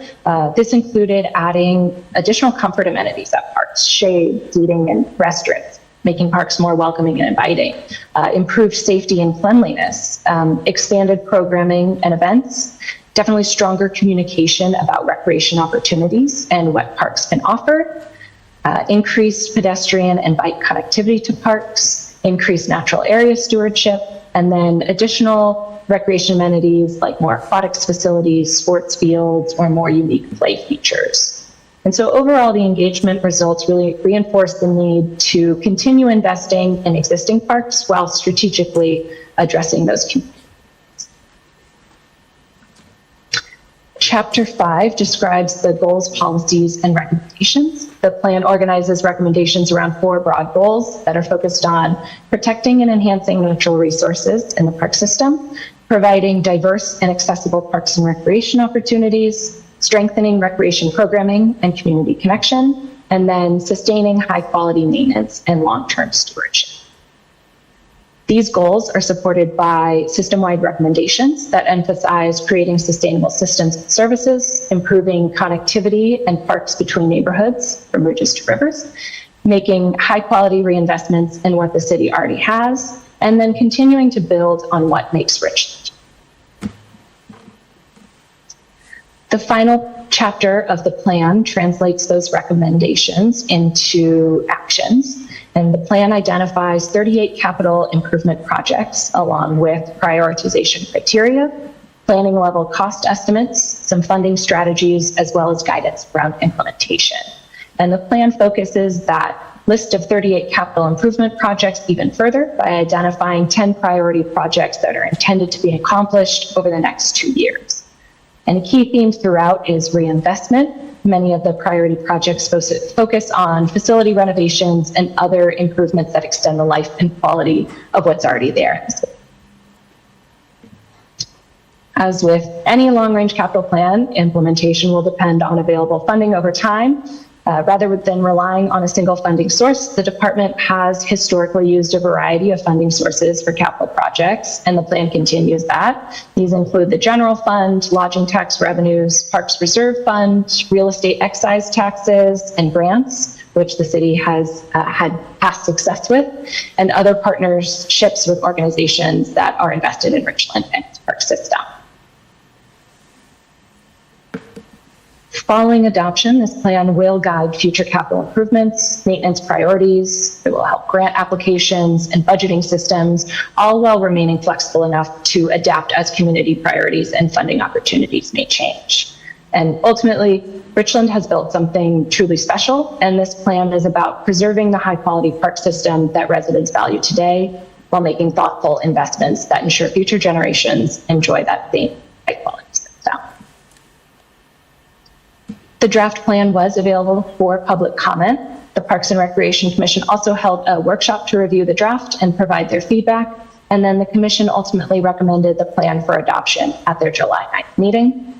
The draft was also submitted to the Washington State Recreation and Conservation Office for review to ensure that it meets those state requirements and maintains the city's eligibility for future grant funding. Feedback received throughout this process has been incorporated into the final draft before you tonight. And I'll just take the opportunity to again thank you so much for your time tonight, and I will pass it back to Chris to continue with some additional remarks. Thank you, Lauren. We would be remiss if we didn't acknowledge all of the hard work that went into this plan, so I just wanted to briefly mention some of the people who are responsible for all of that great work. First, it was a very big lift for our team, so I want to acknowledge our team of Parks and Recreation staff and public facility staff. They spent a lot of time, we had a lot of meetings, we listened to a lot of community members, so they put a lot of investment into that. Secondly, our Parks and Recreation Commission had very large engagement, a lot of investment in this plan, and spent a lot of time also listening and analyzing the work that was done through this. We appreciate our city leadership. Many department heads gave feedback throughout this process, so we felt significantly supported. And then you, City Council, for being a part of the process throughout the planning as well. The last one, not the last, but probably the largest, is our community. They really showed up, and they showed up strong. We had over 2,000 survey responses. We had incredible engagement at places like Farmers Market and pop-up play days. We had great participation in our stakeholder engagement meetings, and so we really did receive incredible feedback, which is really the foundation of a good plan, is hearing from our community and what they prioritize. And then we wanted to mention that MIG supported us through this process and did an excellent job.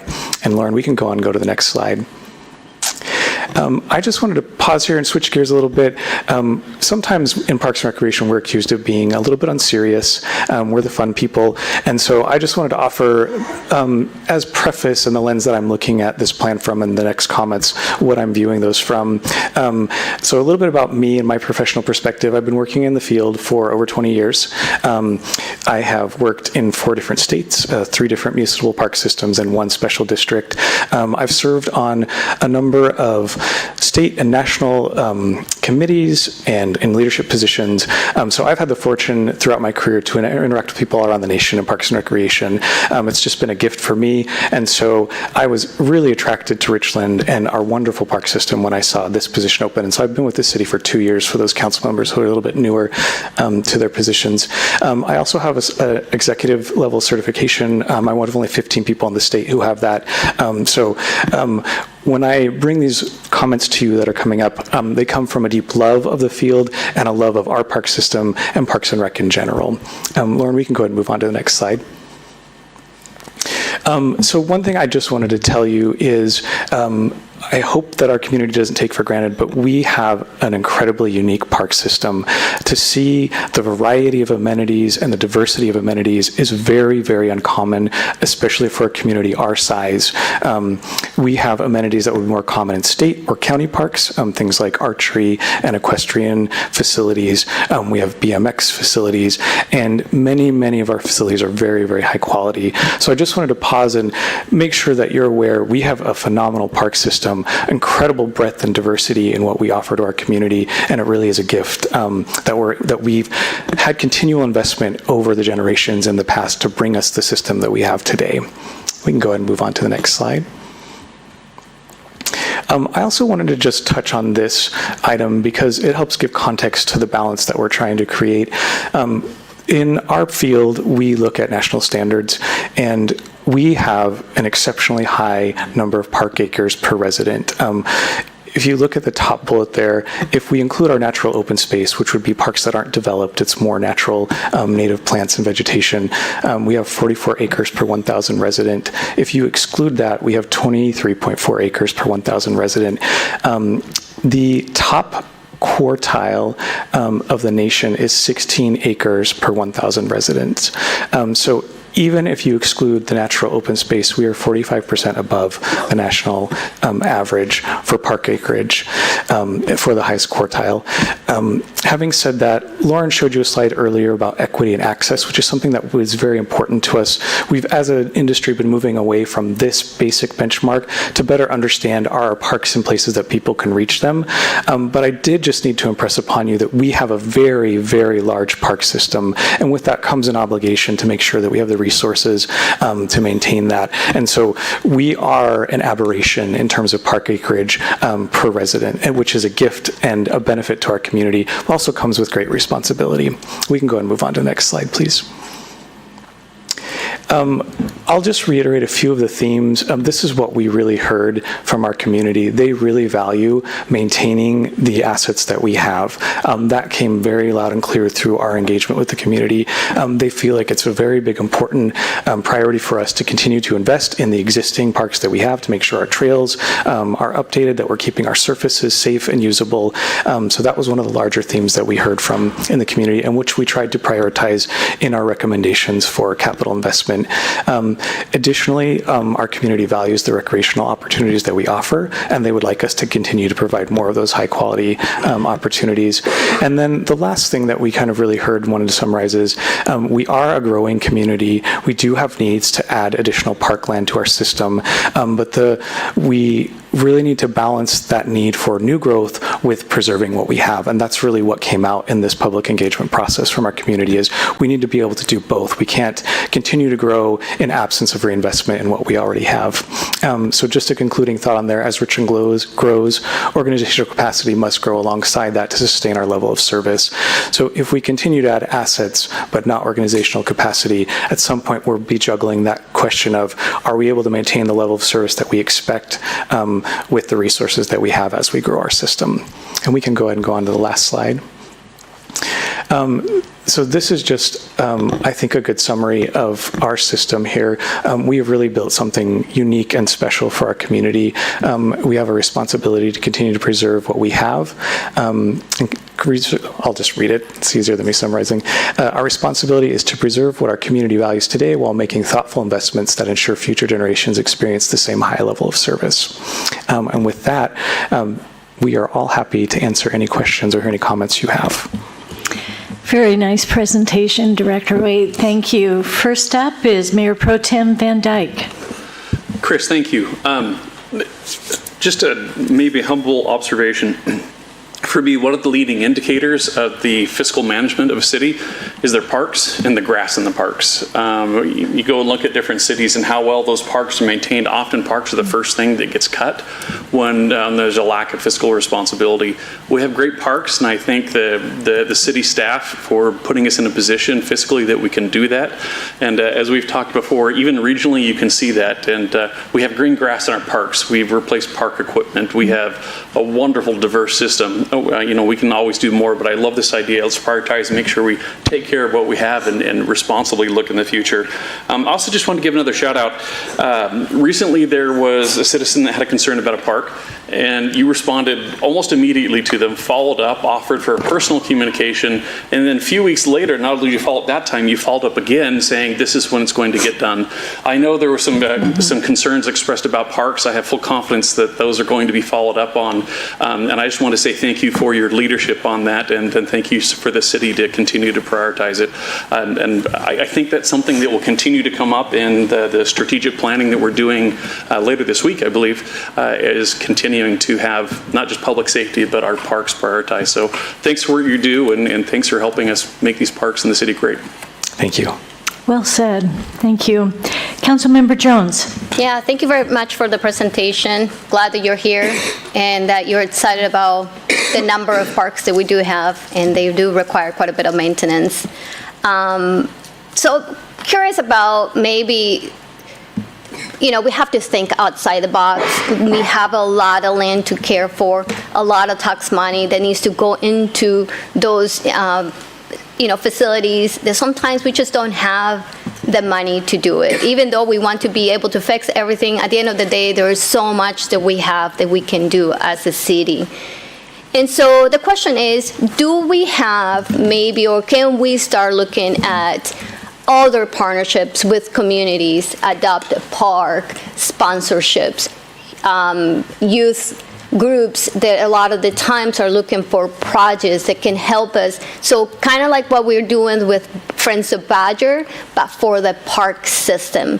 So then we can, with the community, work together to really solve a problem that is a great benefit to the community that sometimes, even though we want to do the very best, we don't have all the resources, all the people that we need to maintain. And so I want to put that to you. Is it possible that we can do that? One. And then the second is, we have two people that came today and say, hey, we do have an issue with these two parks. I know we did a lot of work on the technology side. One of the questions that I did ask was, do we have an app? And technology is very important for us to be able to allow residents. Sometimes maybe we have an elderly person that cannot really necessarily see. I'm almost blind sometimes, and reading the computer can be very difficult. For a lot of people can be the same, right? Or making that phone call, whatever that may be. But we may have the ability to submit something very fast through an app that makes it very easy for anybody of any age to have the ability to make this, the screen or the font bigger, and to allow those individuals to submit that information to us without having to complete a 2-page form, to make it easy and let us know how can we want to be everywhere, but we cannot. Realistically, it's impossible. We don't have the staff to manage each and every single one of those parks. So how can we help them help us by bringing technology to allow for that to be the case? And maybe this is one of those things that we can do to help our community help us. And maybe you can answer those questions. Sure. I'm happy to start with the partnership question. That is one of the larger recommendations that came out of the plan, was acknowledging that we have a very compassionate and engaged community. And so we do, like you mentioned, have some existing partnerships with Friends of Badger Mountain. We have more casual partnerships with other entities, but there's an opportunity to strengthen those and see where our missions align, and then leverage that opportunity to work with those organizations or groups to do a better job of maintaining, especially, I would say, our natural open space. We have a very great high level of service for our developed parks, mowing the grass and those types of things, but we do have a significant amount of natural open space, and that takes a different type of management, which also can better accommodate volunteers there. So we're certainly exploring that as we move forward. For the second one, probably worth a follow-up with more information later. This isn't specific to Parks and Recreation, but the city is exploring additional options for people to better engage with the city and provide comments about if there's a pothole or a garbage can that's overflowing in a park. So we are looking at that. I will say there are some existing tools. The city does on its website have an opportunity where you can go in and report a concern and select which department you'd like to report that to. And then we are always not always available because we're not here 24 hours a day, but our community center has later evening hours, and that's a great place for people to specifically call about parks and recreation concerns because those get fielded into work orders for our team. So we would encourage anyone, if they have a concern, to reach out to us, and we're happy to try and address those. Thank you. Any other questions or comments? Seeing none, may I have a motion and a second? I so move, being the liaison to Parks and Rec, that we adopt resolution number 2026-104, adopting the City of Richland Parks, Recreation, and Open Space Comprehensive Plan. Second. And the consent vote is acceptable, so all those in favor say aye. Aye. Any opposed? Hearing none, motion passes. Thank you. Good presentation, we enjoyed it.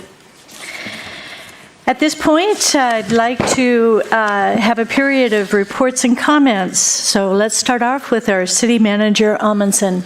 Thank you, Mayor and Council.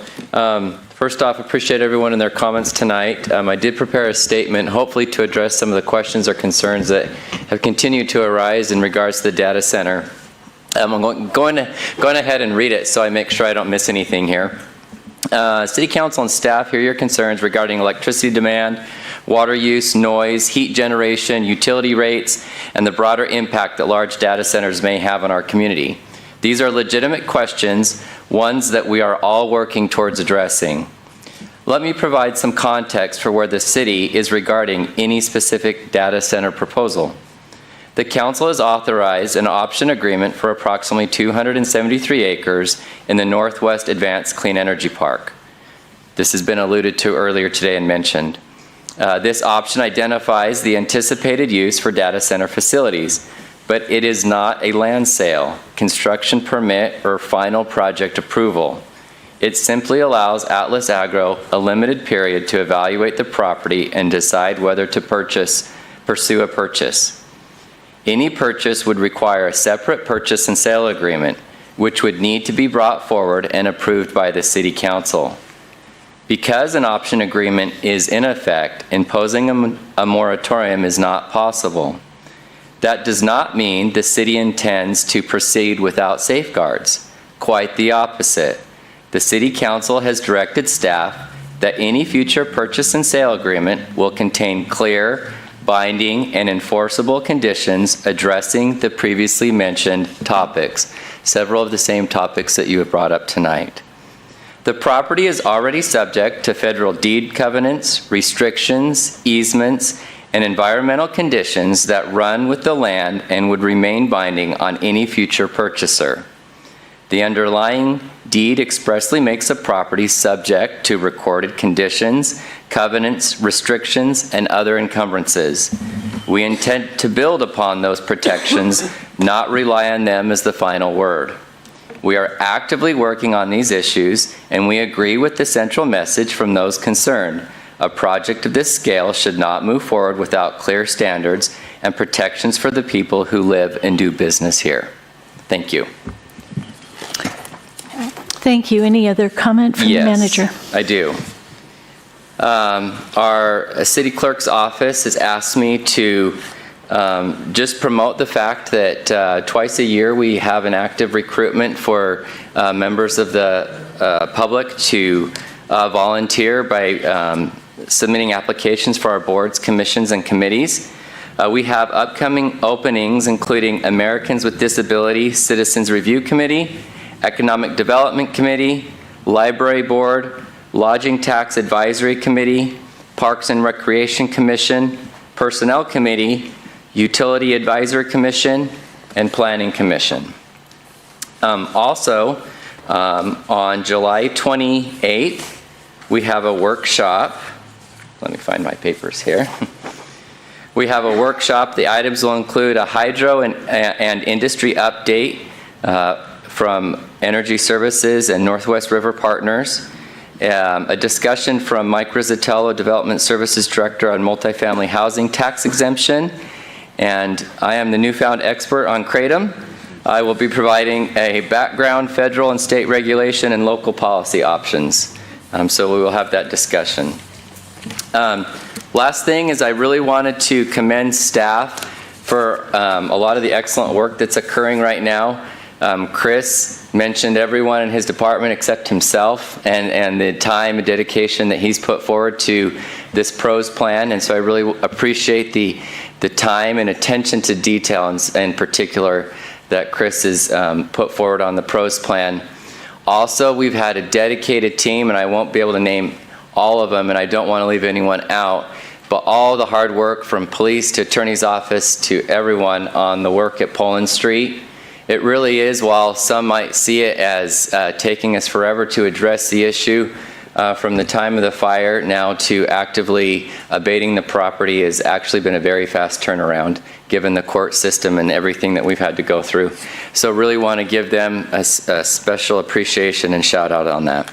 That is all, Mayor. Thank you. Thank you very much. I'm going to go through the council at this time, starting with Councilmember Samuel, or Councilmember Todd, whichever you go by. Councilmember Samuel's fine. Madam Mayor and City Council, I just wanted to report, I was honored and delighted this past week to have the opportunity to stand in for the mayor as her delegate at the ribbon cutting and official proclamation ceremony in recognition of Tri-City Cider House, their new ownership and their continued investment in our community. That was a well-attended event. I really enjoyed doing those, so thank you so much for delegating to me. And finally, I wanted to thank citizens who generously volunteer their time and their efforts to city boards and commissions. I attended several city boards and commission meetings. I'm not going to report on them this time, but I'm just impressed by our citizens' engagement, how much they care about the city, how much they really want the city to be someplace special. They want it to keep being someplace special. And so I just really want to say thank you to citizens who really care about our city's future. And month in and month out, they really demonstrate significant dedication of time and effort. You know, many times their work can be hard, it's tedious, gathering and analyzing data that we use on City Council to make good decisions. And so I really want to thank you for your service to the City of Richland. Thank you. Councilmember Holton. Yes. I attended the Association of Washington Cities conference in Spokane and learned lots from security cameras and the issues there to struggles of other cities across the state, from large places like Mercer Island down to Dayton, Washington, and to see what their issues are. Very interesting. Also, I'm disappointed the people that spoke about Lawless Park have left.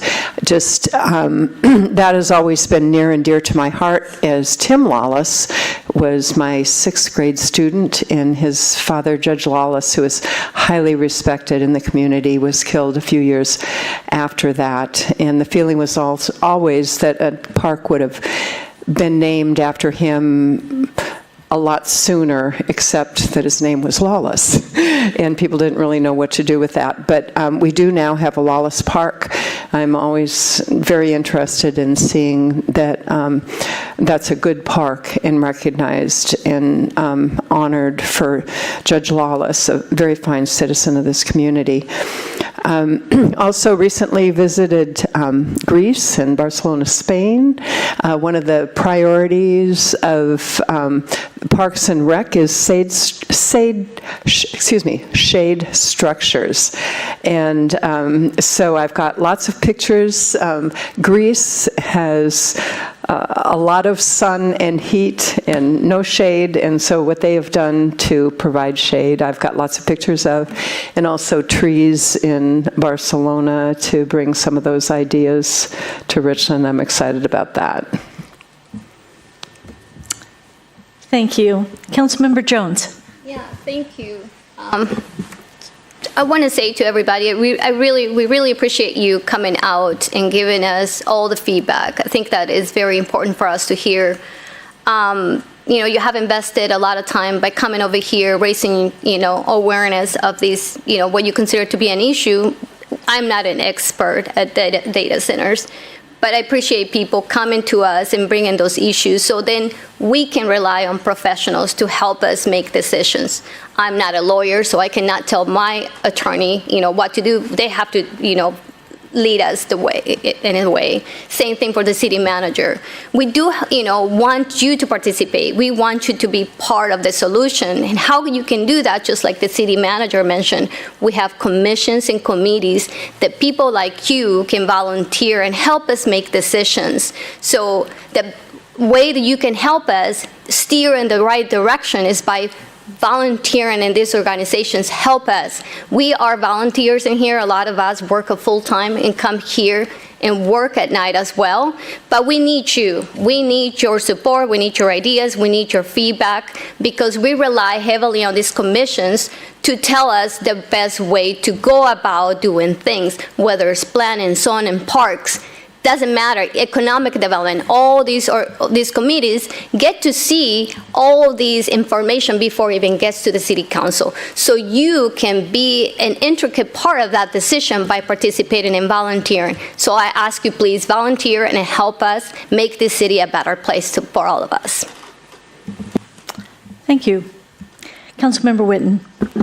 Yeah, I'd like to thank the Friends of Magic Mountain for their presentation earlier this evening, and I would also like to extend a thanks to all of their members who volunteer to take care of that wonderful asset. It's a great asset for our quality of life and also for local tourism for the city of Richland, and I appreciate it every single time I go visit, which isn't nearly enough.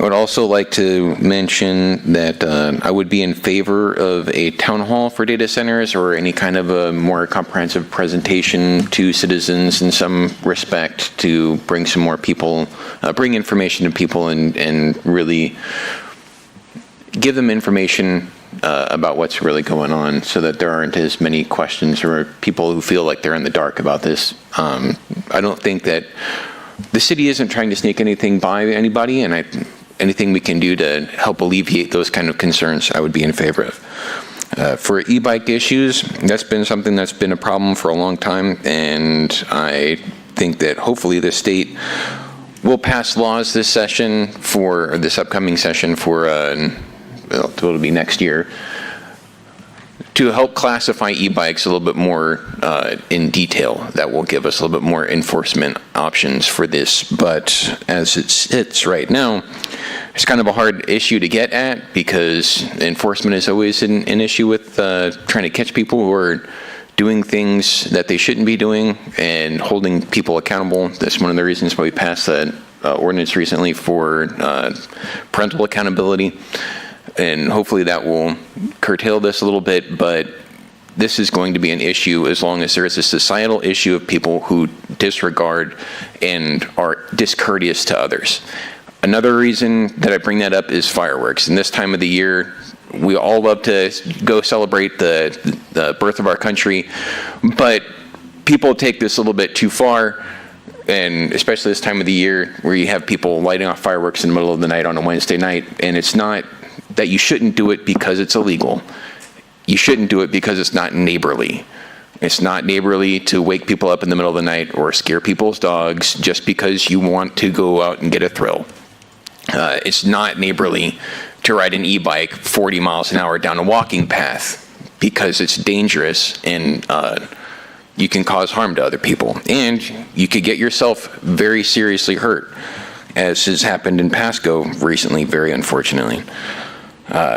Moving on to the Parks and Rec, I think, thank you very much for your presentation today. And you said people don't think that Parks and Rec takes their job seriously. I think that they do, as evidenced by the high quality of our parks and the amazing job that they do implementing things like the Iron Man and other issues or other events that we have, like the regatta and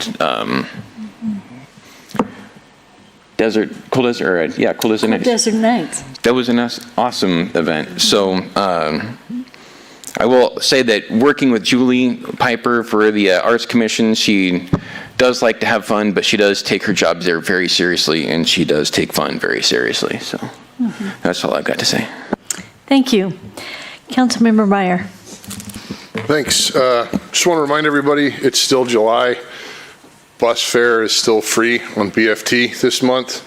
And if you feel some kind of way about that, feel free to fill out a comment card or let them know whether or not you appreciate or approve of fare-free fixed route transit.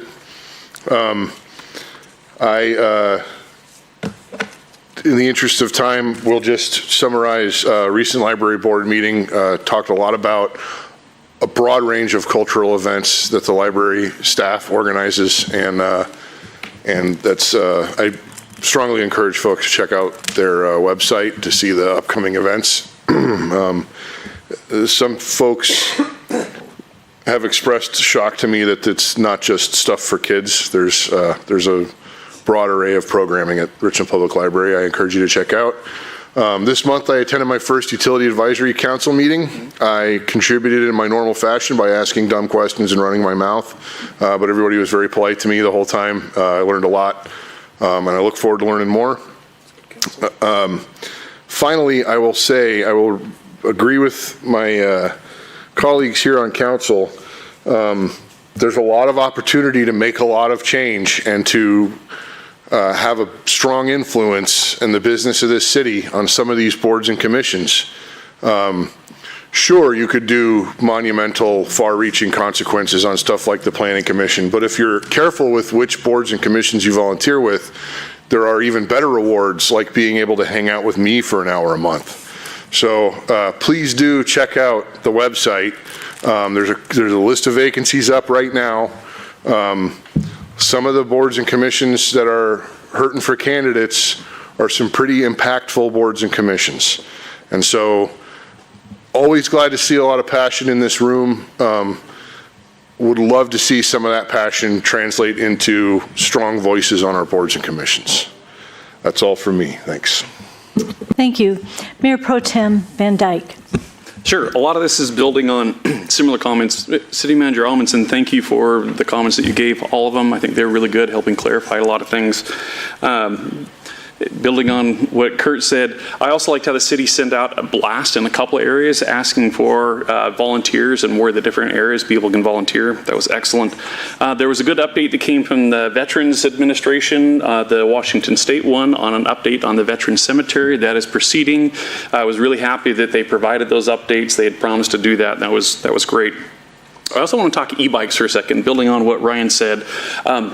It was interesting, went to the same conference that Pat went to, and e-bikes was a big topic of conversation. It's also been a legislative priority across the state.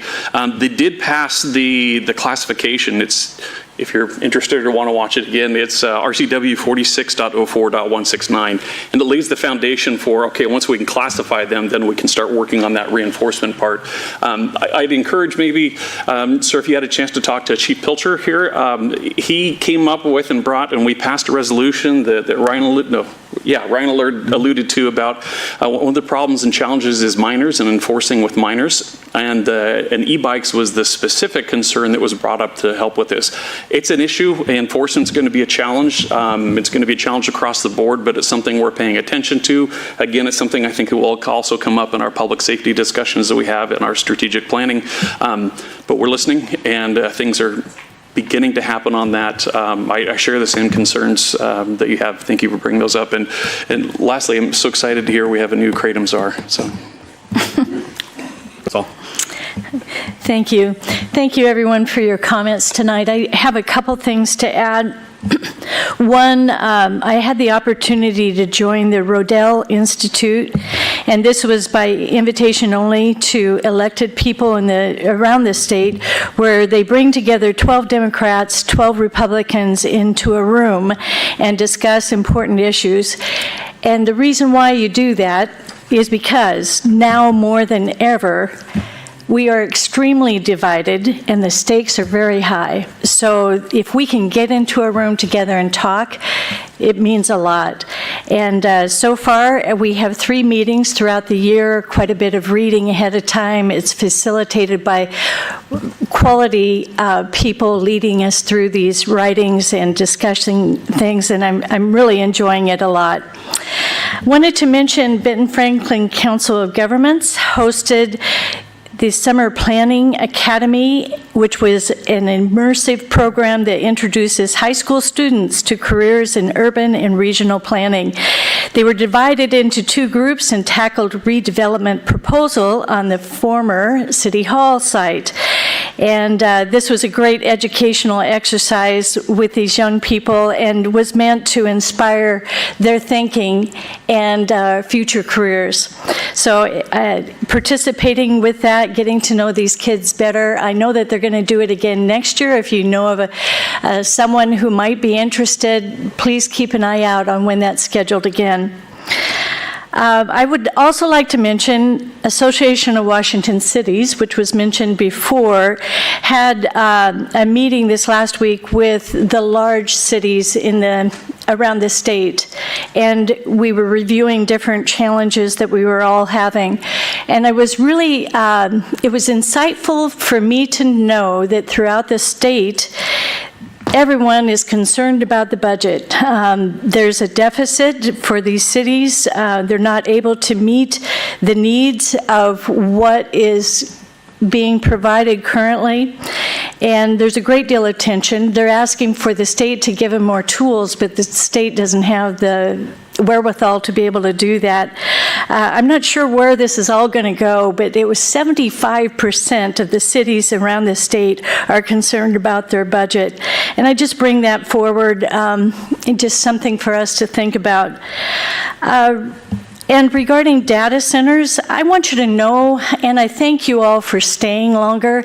I think that if anything, in the audience, you realize that the council is dealing with a lot of things. We talked about parks, we talked about transportation, we approved grants, we approved funding for salaries. There's a lot going on. Our packet this last week was only 600 pages, and I can tell you that every single council member up here is engaged not only in attending these meetings. I don't know if you recognize that we're all here every time. Very rarely is there someone who even takes a vacation.